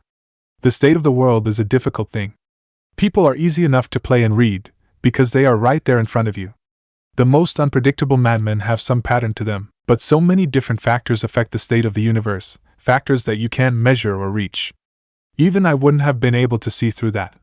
Not without Inoichi's and Jiraiya's confirmation. I noticed he left the Hokage out of that. Life would be simpler if I was omniscient, I muttered to myself. Would it? My father asked, upon hearing my little declaration. Don't be too sure. You're right, I sighed. If there was one thing more maddening than knowing that you didn't know something, it was being unable to do anything about what you did know. Omniscience would be nothing more than a recipe for madness, if it didn't come with omnipotence. But omnipotence, too, had its dangers. Too much power caused madness, same as not enough power. Men were not meant to be gods, even though I really, really wished I could be. My father patted my shoulder. Don't be so hard on yourself. It was a reasonable mistake, and by all means, an amusing one that would not have changed anything. The current head secretary is still dead, the next one will still be targeted by Danzo, and both Iwa and Akatsuki would have found their excuses sooner or later. He wants to become Hokage, I said. My father snorted. So does your friend Naruto. People want a lot of things. Doesn't mean they'll get them. I looked up at him. What do you want? Easy, he said. For Danzo to not get what he wants. And do you think you'll get what you want? He shrugged. My will against his. We'll see who's stronger. That night, I went to sleep, still amazed at how much muck something as stupid as Lady Arakawa's half-baked plan to oppose the head secretary ended up revealing. And to think I was so confident I could have finally pinned this one on Danzo, I thought angrily. Even after the deaths of 3 different people, nothing had changed. The current head secretary was dead, the next one would still be open to Danzo's bribes, and tensions with both the Akatsuki and Iwa would remain high. My father kept vaguely talking about how he was going to take down Danzo, but as far as I was concerned he didn't have any pieces in that major battleground at all. But he does have one. Chapter 39, The Rite of Spring, Jiraiya's office. To Jiraiya's great chagrin, the Hokage had been speaking the truth when he informed him that Kakashi was finished reworking the Hiraishin. Any victory he had to concede to Kakashi was physically and emotionally painful. The Hiraishin most of all. It was, of course, not an ultimate technique. There was no such thing. But if there was, the Hiraishin would be it. Apart from a few other basic close-up insta-death ninjutsu, this was the one hallmark achievement that Minato had relied on the most. He'd even rewritten everything in distinctly legible handwriting, far different from his usual seagull crap, because calling it chicken scratches implied that he could write more neatly than something with webbed feet. It was easy to forget the ridiculously obsessive-compulsive sort of person Kakashi had been as a preteen, down to his pristine mission reports, in favor of the, unforgettable, personality he wore in the present. But moments like these, where he truly gave a damn, showed that the Rimrod soldier hadn't completely died yet. You've got to be kidding me, Jiraiya groaned. Kakashi shrugged. How long did this take you? Kakashi shrugged. Do you know how many years I spent on this, kid? Kakashi shrugged. None? Jiraiya paused as he considered that. All right, true enough. He had looked at it once, decided he had better things to do than math, and shoved it out of sight and mind. He glanced over the energy calculations. He had no way to prove if those numbers were right, but they sure as hell made a lot more sense than the ones he'd ended up with when he'd taken a stab at Minato's work. It was tricky, but not as hard as it looked. True. Kakashi's explanations had been so beautiful in their clarity and simplicity that they might have belonged in a textbook. If only you'd write mission reports just as cleanly. But see, you understand it now, don't you? That means you could have done it if you sat down and properly concentrated on it, Kakashi said diplomatically, then added cheekily, but you didn't, sucker. You know what? Screw you. Screw you, and all of your weird-ass coordinate math, and these dimensional transformations. Just, screw you. Kakashi gave him a very dubious once-over, and said, I'm flattered, but no thanks. Do you want me to sew your mouth shut? Jiraiya threw a book at him. Get the hell out of here. But I still haven't tested it yet, Kakashi protested. I need a spotter, preferably one with a fully functional chakra system and sealing experience. What if I disappear into the null void forever? Jiraiya shrugged. That's your problem, not mine. You know what? I think you're secretly praying for that to happen. Oh gee, how could you tell? Training Ground 38. You owe me for this, Kakashi, Jiraiya grumbled. So? Get on with it. I'm not even asking you to do anything that difficult, Kakashi pointed out. Yes, but I'm still taking a large chunk of my precious time out of my day to babysit you and make sure that you don't end up killing yourself because you forgot a minus sign somewhere, Jiraiya replied dryly. So am I cleared? Kakashi asked. Yep, you're cleared. Start whenever you're ready. Kakashi nodded, and set the first seal on the ground with his toe. One of the world's most dangerous and useful techniques, being rediscovered through his feet, and to think people dismissed full-body chakra circulation as a basic control exercise, only applicable in the field with basic skills like tree climbing and water walking. Now or never, he muttered. He sparked the seal with chakra. For a moment, Kakashi felt weightless, like he was falling. And just like that, there he was. He had appeared exactly where he wanted to be. Well, I'll be damned, Jiraiya whistled. You actually did it, just not in the position he wanted to be in. There was a huge difference between landing on your feet, upright and ready for any attack, and flat on your back, completely winded. Apart from the whole falling on your ass thing, Jiraiya amended with a laugh, but yeah, you did it. How about that? On one hand, that was good because it meant that his integrations had been on point, but on the other hand, that meant that his lack of coordination had nothing to do with his own issues, which were easily fixed, and everything to do with the inherent setup of any technique associated with instantaneous teleportation, which was probably impossible to fix. Unless there was a higher dimension that was somehow more comfortable than the one he was currently using as a conduit. But then it would probably be less predictable and safe. It was the classic trade-off between utility and comfort, and when it came to a technique as risky as this, utility was the only option. If a moment of nothingness was the price to pay for the ideal universe of zero friction and zero gravity, then so be it. You okay, brat? Kakashi managed a grim smile, and then he let out a weak cough through his mask before rolling over onto his knees. I'm fine. Ready for the next jump. Right after he caught his breath. He wouldn't have been so excited during the development period of this technique if he had known from the start how user-unfriendly it was. Gingerly, he got up to his feet, his head still spinning. That was another real-world issue with this technique that he couldn't possibly have understood had he just kept it theoretical. Since he had regarded himself as the point of reference for the moving world, he was technically motionless throughout the entire process. However, he had forgotten to mentally account for the motion of everything else during the jump. Unfortunately, falling onto the earth, as was the normal case for injuries in the real world, was nothing compared to the earth falling onto you, which was exactly what his dimension brain was perceiving to happen every time he called upon the Hiraishin. Because even though it was obvious that he had moved 10 paces to an outside observer, to him, he hadn't actually moved at all. Kakashi had anticipated velocity and momentum where there was none, where every distance was zero and directions didn't exist. No middle ground, no room for error, and therefore no extra time for preparation or mental adjustment. It all went by so fast that his mind didn't actually catch up to where he was going until after he had already arrived. Mentally, he understood that.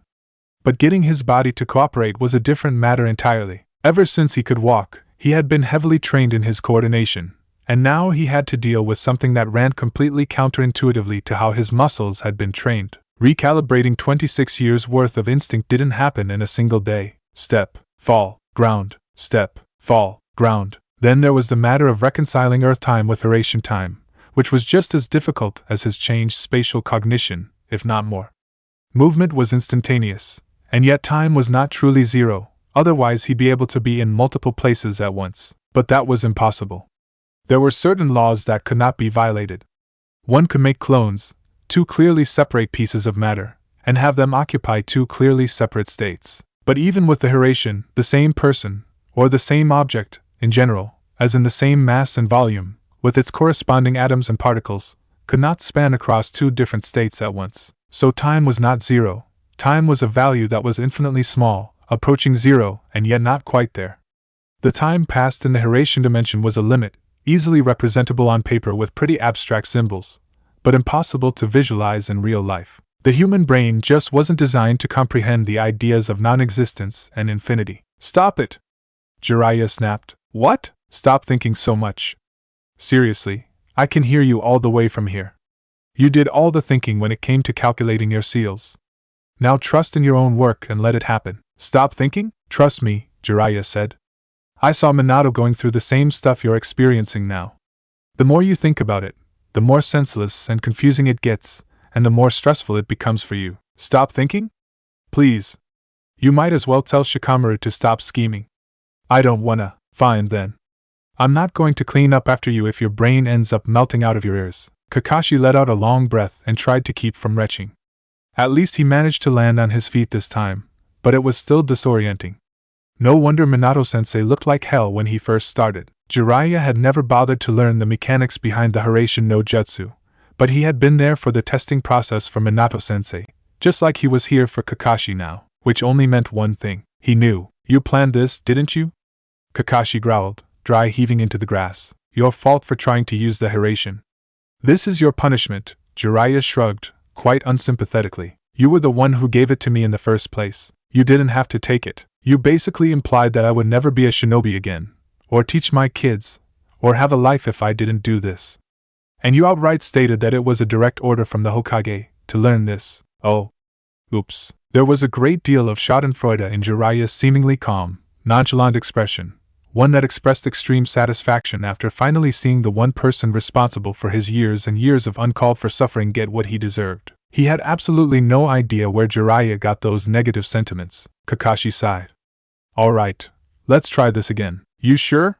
Jiraiya asked skeptically, seeing through him immediately. Hey, the man might be a perverted buffoon most of the time, the two of them really were a pair of peas in a pod, but he wasn't a renowned shinobi for nothing. You look like shit. I feel like I've just been swallowed by another dimension, only to have it vomit me back up again, he groaned. Oh wait, that's because that's actually what just happened. If it makes you feel any better, Minato didn't stop crying until after a month of non-stop practice, Jiraiya commented. You're already further ahead than he was, you fucking nerd. Kakashi shivered. Normally, learning new techniques brought him joy, but he wasn't looking forward to this one at all. I remember he kept fake coughing and pretending he was sick with some persistent flu. I wasn't fooled. I knew he was making excuses for something, but I didn't know what for. And to think that he had been extolling the virtues about how beautiful and simple the damn thing was just a short while ago. Turned out the technique was beautiful and simple from the perspective of everything except for the user himself. Get up, Jiraiya ordered, toying him with his boot. Whoa, Kakashi mumbled into the grass. No, no, no! I am not carrying you home. Jiraiya snarled. You are a grown man, Kakashi. You carry yourself home. And don't pull the chakra exhaustion shit on me. The Hiraishin barely ate into your reserves. Bwoo, Kakashi repeated, and fixed his eyes on Jiraiya plaintively. Jiraiya held out for about 5 seconds longer before he capitulated. Fuck you, Kakashi. Kakashi rolled over to his side. I win. Remind me, why am I keeping you alive again? Jiraiya groaned exaggeratedly. Kakashi responded by sinking down a little bit further, and reveled in Jiraiya's frustrated curse. Both of them knew that he wasn't that heavy. Jiraiya had thrown far heavier things much further, but their odd little relationship just wouldn't be the same if Jiraiya didn't complain at every little thing Kakashi did to him, deliberate or not. Because you love me so much, Kakashi drawled, crashing on his couch, mainly because Jiraiya had unceremoniously dumped him there. Thanks for the free ride home. Jiraiya gave him the one-fingered salute, and slammed the door behind him. Training Ground 3. You're late! Naruto yelled. What's your excuse this time? Shikamaru sighed. He gets no excuses. Ino snapped furiously. He can freaking teleport now, so therefore he gets no excuses. Kakashi grinned to himself. What excuse? I'm not late. Yes you are. No I'm not. Yes you are. No I'm not. Yes. No. Yes. No. It's 9. You said you'd meet us at 7. Oh, was that the time already? Kids grew up so fast these days. He didn't have a lame excuse ready, because his excuse was legitimate this time. Yesterday's Hiraishin practice had caused him to wake up today with a pounding headache, and he couldn't go crawling to Jiraiya or Tsunade for help because he'd already used up his irritation quota for the month. Except Kakashi wouldn't ever be caught dead actually giving an excuse that made sense for once. So, instead, He decided to be a little unpredictable today, well, more unpredictable than usual, and not have an excuse at all. A ninja is never late, nor is he ever early. He arrives precisely when he means to, he answered. I have a feeling you stole that from somewhere. Shikamaru rubbed his chin. No, I didn't. Yes, you did. Did not. Did too. Let's just agree to disagree. Kakashi narrowed his eyes. You're boring. I'd rather be doing something worthwhile than stand here and argue pointlessly with you, sensei, Shikamaru drawled. D-rank, D-rank, D-rank, please, please, please, please let it be another D-rank, Naruto chanted. In fact, I do have a D-rank for you, Kakashi grinned. Yes, one which I requested personally myself, Kakashi finished.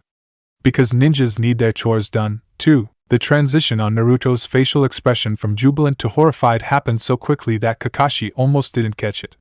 His students were learning so quickly. One day, they'd be able to switch from silly to serious as fast as he did, and then they could go around screwing with everyone's minds, all together, like one big dysfunctional happy messed up family. It would be absolutely splendid. What are we doing, sensei? Ino asked him carefully. Spring cleaning. Kakashi grinned. But it's not even spring. It is too. Is not. Is too. Is not. Guys, if Kakashi-sensei says it's spring, it's fucking spring. Because no amount of arguing is going to convince him otherwise, Shikamaru interrupted. Finally, someone gets it. Kakashi chirped. I've been trying to convince Asuma that I have a secret power to change the seasons for ages. For some reason he never seems to buy it. Shikamaru groaned. Yeah, sensei, where are we going? Kakashi pouted, but decided to let it go all the same. Just for revenge, though, he decided to take the longest and most inefficient path to their destination, and given how many library map missions he had sent them on in their early genin days, he was pretty sure that they knew he was leading them in circles on purpose, too. It was a testament to how much they had improved in the patience department since they had first arrived at his feet all that time ago. Once upon a time, they would have been complaining 2 minutes in.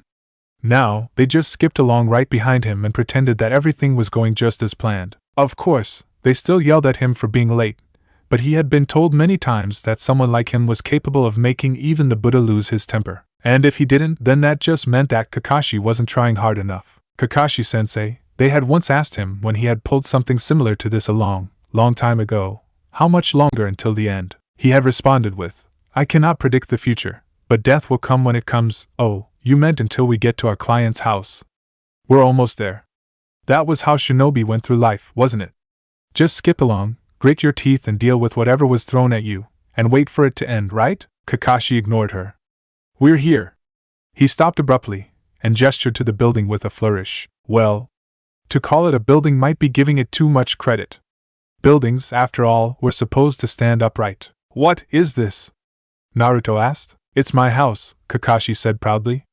Kind of, he added, as a belated afterthought. As if to prove his point, a rusty drain pipe disattached itself from the side of the building and went crashing down on the sidewalk. How did this ever happen? Naruto asked, eyes growing wide in morbid fascination as he looked at the disheveled piece of property in front of them. I refuse to believe this is your house, Shikamaru told him. The skepticism was understandable.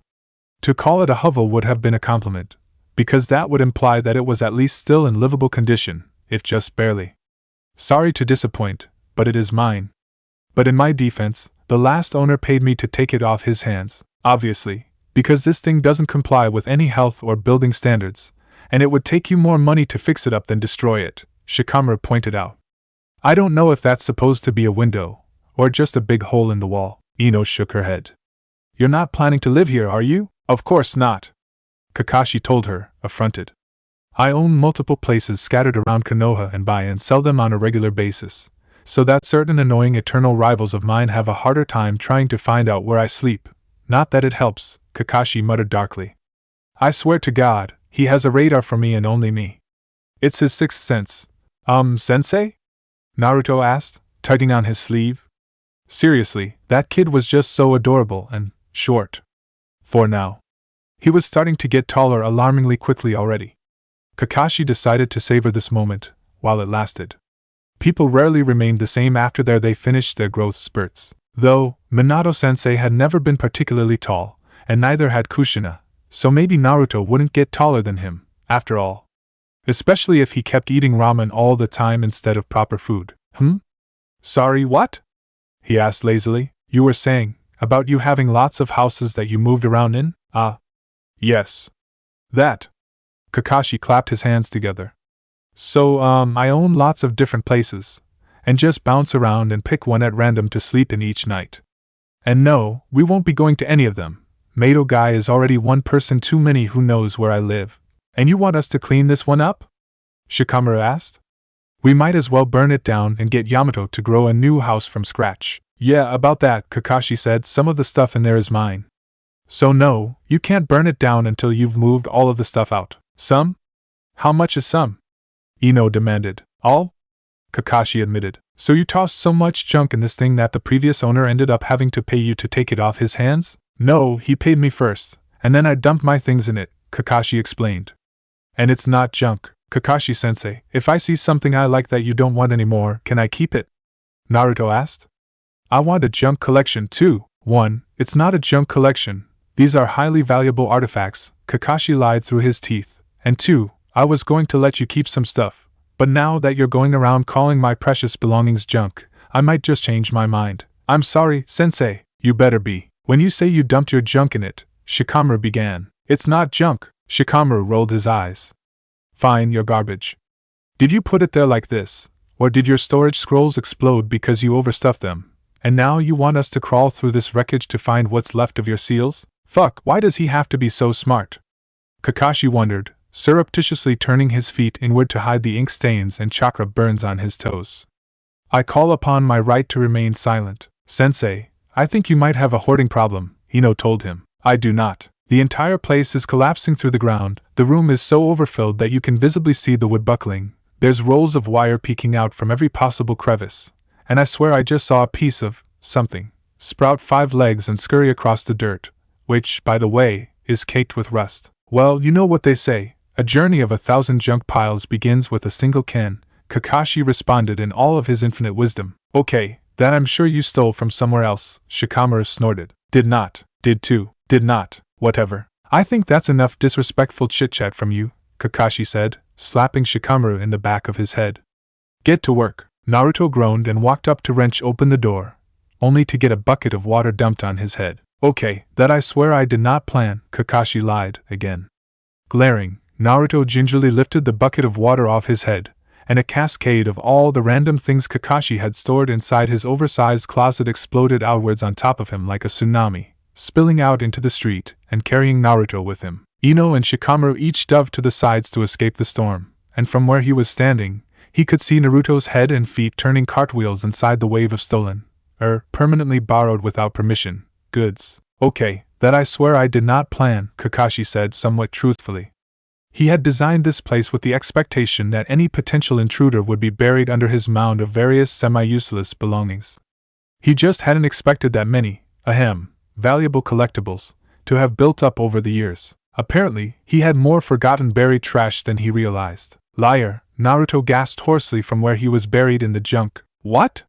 Kakashi asked, as Shikamaru and Ino went over to help their teammate out from the rubble. I'm a shinobi.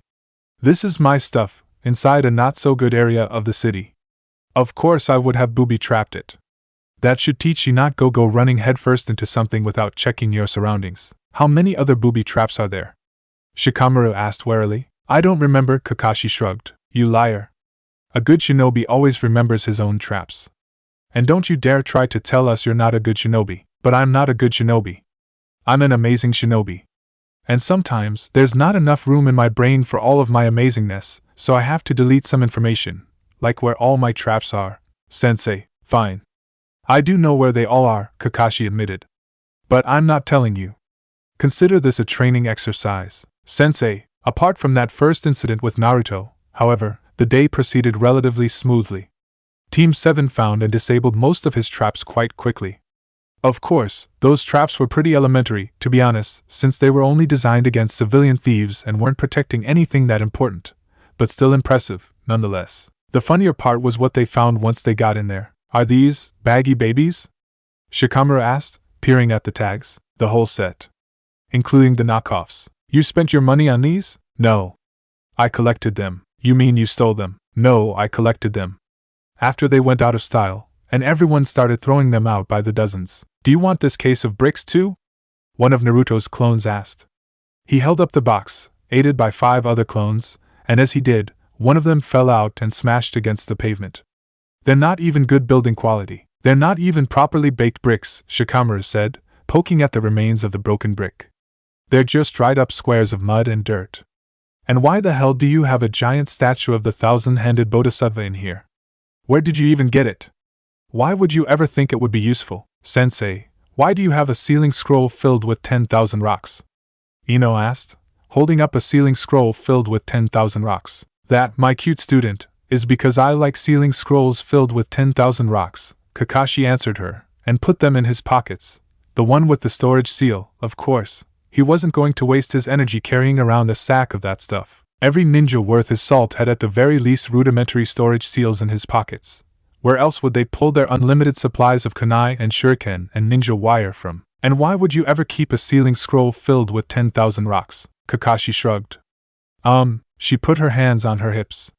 You don't know, do you? The first rule to being unpredictable is, if you don't know what you're doing, then the enemy won't either, Kakashi told her, eyes as wide and innocent as possible. How did you even get all this stuff here without anyone noticing? What purpose does any of this serve? Shikamaru ranted. Hey! Keep working. You're not done yet. Kakashi ordered them. Slave driver, Naruto muttered. You're flipping insane, you know that? Well, of course. Every great man was thought to be insane, until he changed the world, and some never changed the world. They were just insane. Sensei, what's this? Ino said, opening a large box, and immediately a flurry of colorful silk cloth spilled out. She held the folds up to the light. Are these all kimono? Whoa! Ino gasped in delight, and began thumbing through the contents of the box. They're so amazing! There's got to be at least 20 in here. And they're so well made and intricate. These could have only come from the great cities. This is top-of-the-line stuff. Where'd you get them all? And wait a minute, all these obi are cut for women. Why do you even have them? You weren't planning to give these to some secret girlfriend of yours, were you? They must have cost a fortune, unless you stole them. She stopped short in horror. Ino? What's wrong? Ino said nothing. She simply pointed at the last kimono at the very end of the box, stony-faced. Shikamaru and Naruto followed her gaze, and they, too, stopped short. Curious, Kakashi turned to see what had them silenced so.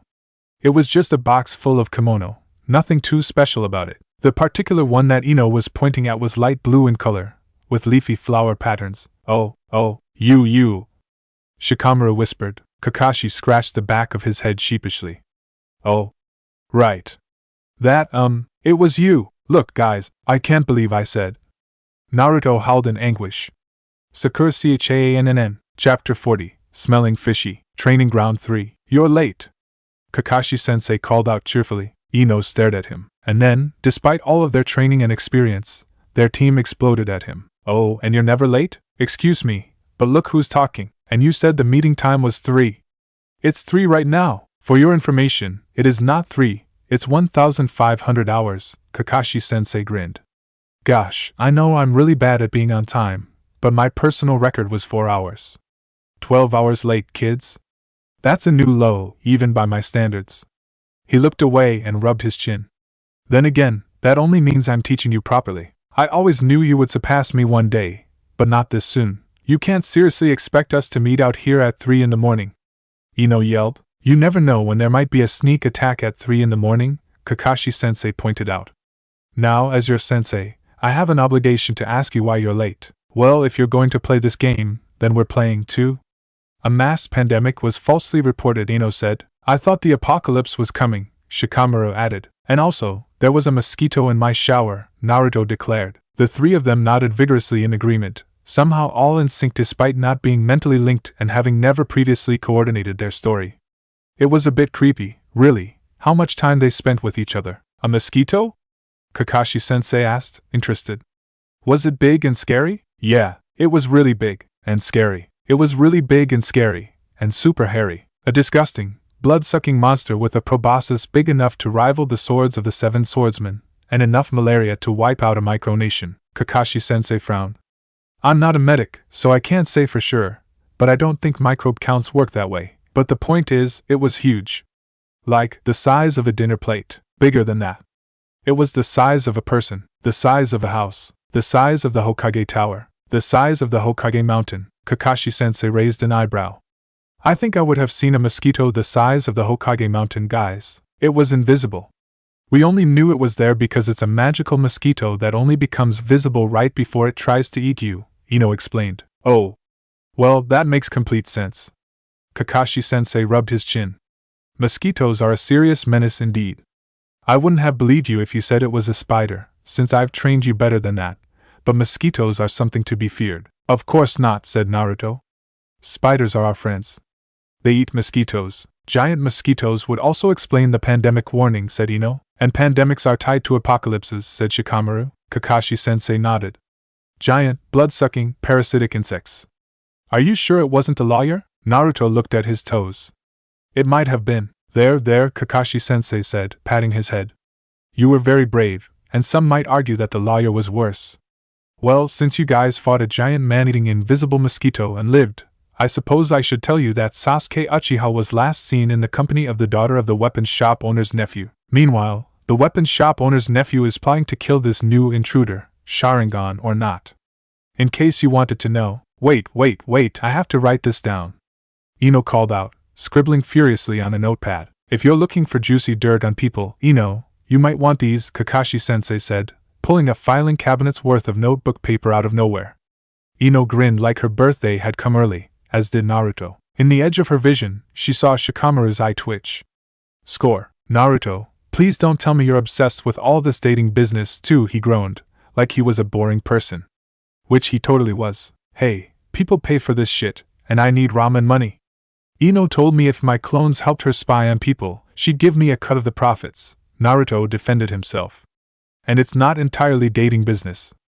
It's other news too, like the places people like to visit regularly, where Madame Shijimi's sugar bowl was last seen, and how many men the fire daimyo's wife's other cousin, the one that's a total party animal, not Lady Arakawa minus, got drunk and seduced at the last New Year's banquet hosted by the fire daimyo. Ino says the answer is 7, by the way. Ugh, mental images. Shikamaru groaned, physically wincing.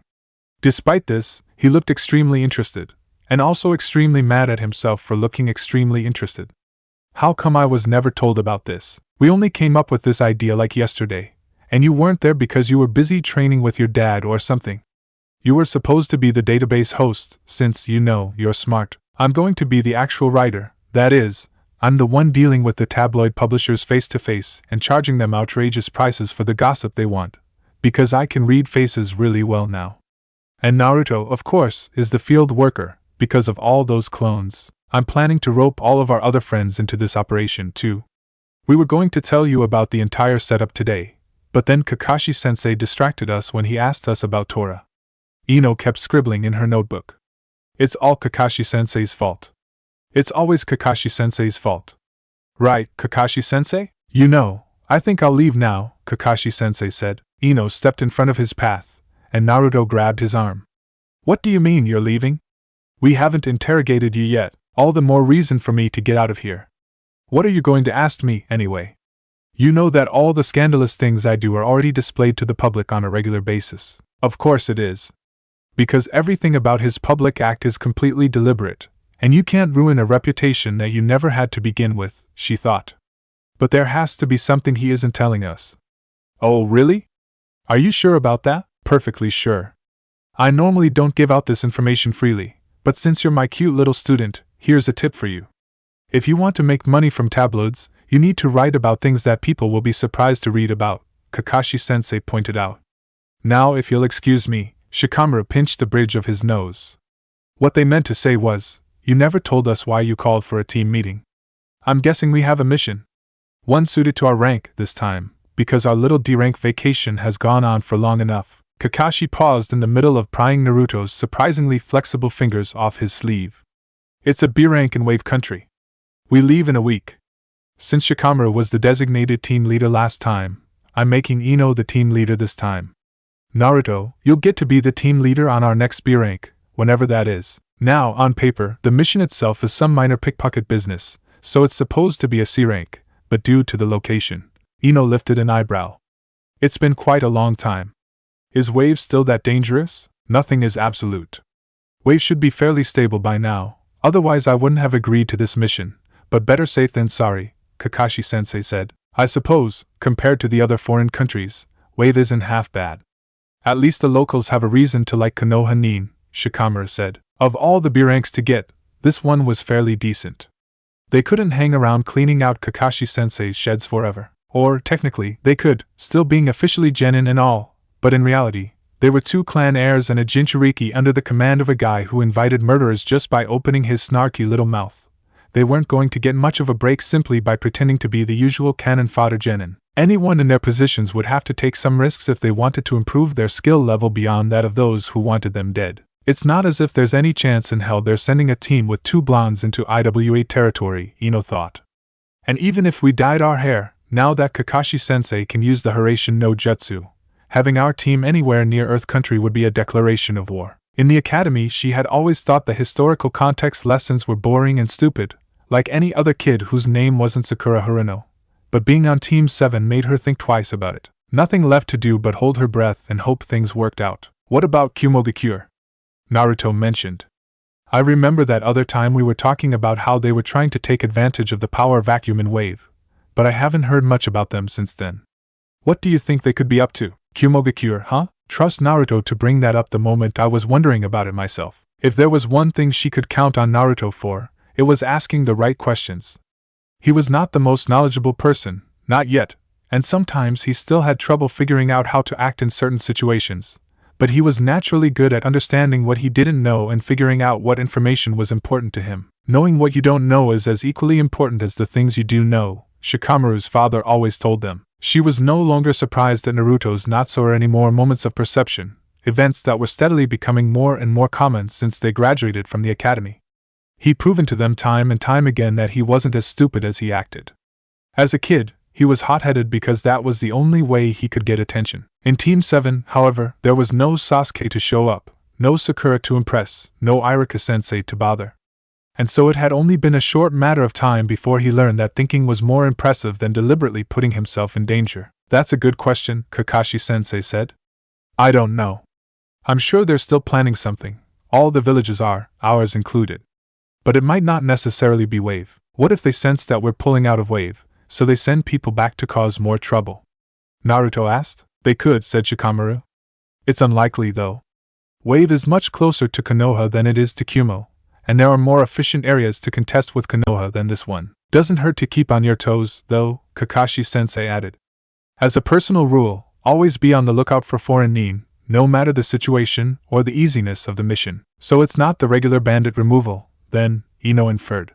Wave might look peaceful now, but it remains the next best place to scout out opposition, short of a direct border confrontation with another country. At our level, it's inevitable that our missions involve observing foreign influences, but because of our age, you didn't want us to deal with the direct consequences of another powerful enemy village. Kakashi-sensei smiled behind his mask. I believe the term is political petri dish. Makes sense. Ino made me read this book yesterday, and I don't remember most of it, but I remember it said somewhere that Kumo has always been good at keeping conflict off their home turf, Naruto pointed out, shooting a sidelong glance at Shikamaru for confirmation. That means the best place to figure out what they're up to is outside of their village, not in it, right? If Kakashi-sensei could get any happier, Ino thought he might explode. Yes, he said, ruffling Naruto's hair, you're absolutely right. Jiraiya's house, later that night. Naruto's asleep, so be quiet, Jiraiya said lowly. Kakashi snorted dismissively. I'd been on missions with Naruto. A train wreck wouldn't wake him up. But he kept the volume down anyway, out of habit, if nothing else. His entire life was defined by his being a shinobi. What others considered a stealth crawl was how he regularly conducted himself. Of course, most ninja were the same, Jiraiya included. Kakashi simply took it a step over, like he normally did. It wasn't exactly his fault that he started way too early. That was how Sakumo had taught him to walk, since the day he took his first baby steps, the closest learned thing to instinct he had. It was as natural to him as any mother tongue, the language of war, and to be honest, making noise like normal people probably required more conscious effort for him than not. Kakashi accepted the tea Jiraiya provided wordlessly. He finished the third tale today, and is now halfway through the fourth, Jiraiya admitted. He's far more talented than the academy gave him credit for. Let's hope he keeps learning this quickly. Even then it might not be enough, Kakashi said. There are only 9 Jinchuriki in the world to worry about, and for whatever dumb reason they have, the Akatsuki want all of them. They won't be giving up so easily, and I don't know if I can fool them again with that bait and switch. Kakashi had left his mask pulled around his chin. Jiraiya was one of the few people on Earth who was allowed this treatment. Jiraiya didn't know why, and Kakashi wasn't very forthcoming with details either. He's young, Jiraiya decided, too young. They all were. You wouldn't be able to tell normally, not with his personal file of combat experience 3 tomes thick. But where most people only saw a cunning, confident veteran, a man of Jiraiya's age could notice wide, dark, frightened eyes, too large for his thin face. Kakashi had been an adult since the day he found his father with his own prize Tanto through his belly, and yet he was still, in many ways, very much a child. We can hold them off, I think, Jiraiya reassured him. By the time they come back, Naruto will be ready. Hopefully. That might not be enough, Kakashi said darkly. I want to kill them. For what they did to Shikamaru, for what they want to do to Naruto. He laughed. Thank the gods I have Ino. I don't know what I'd do without her. Well, before that, Kakashi would summon his dogs every time things got too bad. But even that was denied to him now. Yes, thank the gods indeed that Ino Yamanaka was there to keep the balancing act, otherwise Kakashi would surely, minus Jiraiya didn't know. Kakashi was very unlike the Uchiha boy in that regard, despite their similar upbringing, or lack thereof. He and Shikamaru and Nara were 2 peas in a pod. They could be resentful, indignant, cold, but never self-destructive anger. When faced with cruelty they did not react, they retreated, turned themselves into perfect logical blocks of steel so that nothing could hurt them again. I should get going, Kakashi said. We have a B-rank to prepare for. Jiraiya twitched uneasily. What? Kakashi asked. Nothing. It's not nothing. Don't lie to me, Jiraiya grumbled. The Hokage still doesn't know if he should send you out into the field yet. Oh, did he now? You didn't hear it from me. Look, chances are it doesn't mean anything. At the worst he'll send another observer along, maybe Yamato minus. But of course Kakashi was already gone. Chance was never on his side on the best of days, and sanity hadn't been in his possession for a very long time. The Hokage's office. Kakashi, what are you doing here? The bigger question was how he kept managing to sneak past all the desk Chunin and Anbu. But at this point the Sandaime no longer cared because it wasn't going to keep him out either way. Asking him for his purpose usually made things go by faster. Then Hiruzen looked up, and realized he was better off not knowing. The Land of Waves. Jiraiya hadn't been able to come with them on this mission. He was busy with other stuff for the village.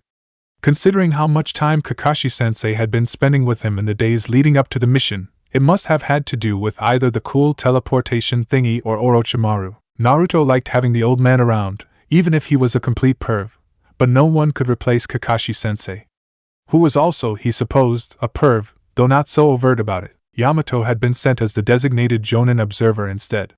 At first, Naruto thought it was because of him and the Kyuubi, but then it turned out Kakashi-sensei still needed a minder. In fact, Kakashi-sensei hadn't been supposed to come with them at all, because even though Kakashi-sensei was clearly capable of freaking teleporting, he hadn't completely mastered at Yondaime level yet, and until he did, it was something Konoha was trying to keep under wraps. But naturally, Kakashi-sensei had pitched a fit until they let him come with Team 7, where pitching a fit meant leaving verbally abusive post-it notes all over the office coffee machines until the Hokage finally gave in. So, Tenzu, Kakashi-sensei began. It's Yamato now, or whatever your name is at the moment. It's Yamato. You know, you were more adorable when you were too little to correct everything I said. We met when you were 14, and you were 11.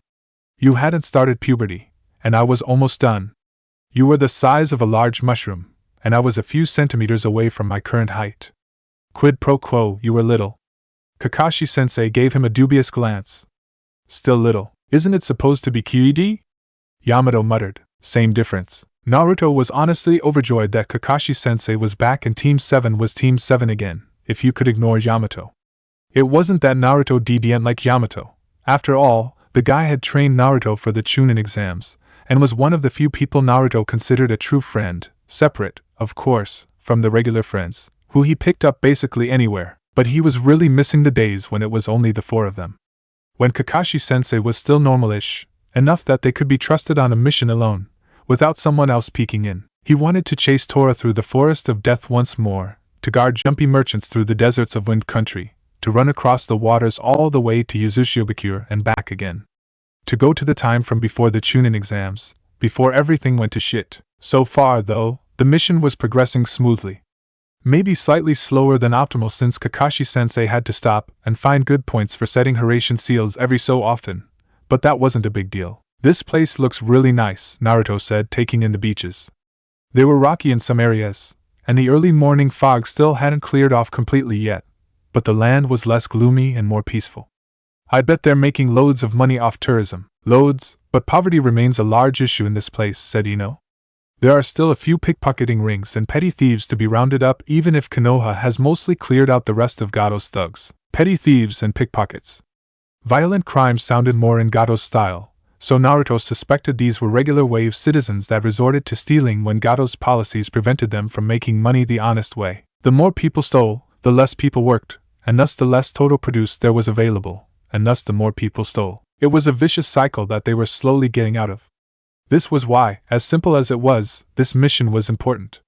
Apart from fishing, Wave's developing economy was dependent on tourists, trade, and foreign currency. If foreigners were too scared to come, they would be losing out on a great deal of that started capital they so desperately needed to get things back to normal. "Yeah, well, that's why we're here. Clean up the streets, lock away some thugs, help old ladies cross the street, blah blah blah." Naruto sniffed the air. "The most successful pickpockets like to work in teams, similar to us. At least one for the distraction, and one for the actual stealing. The most common trick is to pretend to be lost," he remembered absent-mindedly. "They also like to dress up as tourists and go around asking for directions. Large maps are great for distractions and blocking off vision. Then there's also the cute little kid who lost his parents, the old lady who can't read, basically something involving another person needing help. Sometimes they come up to some random person, crying, and tell them their brother or whatever needs help, when said brother is really a bigger thug waiting in an abandoned alleyway with a brick, or a nailed-up board or a knife." Naruto suddenly realized he was rambling, and cut himself off. He shoved his hands in his pockets and stared at the ground. "Not that I ever did any of that," he mumbled. No, he hadn't, but he had seen it happen and done nothing. Or, he tried to do something, but only ended up making the situation worse. This was when he was still living on the wrong side of the tracks, and hadn't graduated from the academy yet. Muggings weren't entirely common in ninja villages, since the entire place was a full-time walking military police force, but the civilian criminals that managed to evade arrest were cleverer than normal. Konoha was a big place. Some things flew under the radar, but it wasn't as if Shikamaru and Ino needed to know any of this. This wasn't their first mission involving organized crime. Hell, there were at least 4 instances where they had posed as criminals themselves. Naruto, as far as he was concerned, was still the best at breaking into stuff, but his teammates were more than well versed in the same. No, it's fine, Naruto," Ino broke in. "It's good to have a recap so we're all on the same page. We need to coordinate the best way we're going to target these guys. The mission is simple, but we all know even the easiest things have the potential to go wrong in the worst possible way. And that knowledge was very helpful. So what's the plan?" "The simplest one would be the usual easy target trick," said Ino. "We dress up as some dumb tourist, let ourselves get robbed, and then follow the guy back to his little hideout." "Sounds reasonable," Kakashi-sensei agreed. "Now the important part is determining what the details will be." "I thought about that too," Ino said, unfolding a map. "Naruto, Shikamaru, and I already asked around for the local crime reports. Seems like the majority of them take place in this area. Not a surprise, because it's a popular location for wealthy foreigners to visit. If we could spike some of our money with something that can be easily tracked, we'll be able to follow them back to wherever they're hiding. I have a few basic ideas on how we might be able to trap them all, but I don't want to create a set-in-stone plan until we know exactly what the layout of their environment is like." Naruto really wanted to suggest a Hiraishin tag because hells yeah, those things were so cool. However, he managed to restrain himself, because he knew that idea wasn't as great as it seemed on first glance. Kakashi-sensei could only teleport himself. Transporting another passenger required multiple people, like in the Hokage Guard platoon. Having a team mission was pointless if only one person could arrive at the right location. Tracking devices would cause a similar problem. Any electronic could be seen, dumped, lost, and so on. It had to be something that could be hidden directly on the money. Something that could be absorbed by the paper, like a scent. Blood would be the easiest to smell, but also too suspicious. Something as simple as a pet dog in their hideout could end up revealing our plans, Shikamaru pointed out. We need something else. It has to have a pungent and unique enough smell for us to be able to track it, But it also has to be mundane enough that no one would ask questions if they saw some stained money. The easiest thing to do would be to make Kakashi-sensei do the tracking work for them. Even without his nin dogs, the man had an absolutely godly sense of smell. But then they wouldn't be practicing their skills as much as they could be. Naruto, as the best tracker of the three of them, needed to think of something that could work for him. He was decent, but he couldn't pick out one man in a city of 1 million people with only a used tissue as reference. Would perfume work? Possibly. But they hadn't brought any perfume with them, and it didn't look like Wave was selling any of that yet. They'd barely gotten t-shirt stores and keychain depots set up. Perhaps there were local drugstores with strong herbal medicines that didn't evaporate quickly. Or, Naruto spotted a brightly colored sign out of the corner of his eye. Naruto raised his hand. That food stand is selling really pungent seafood ramen. Shikamaru turned to see where Naruto was pointing. Naruto? Yeah, you're a fucking genius.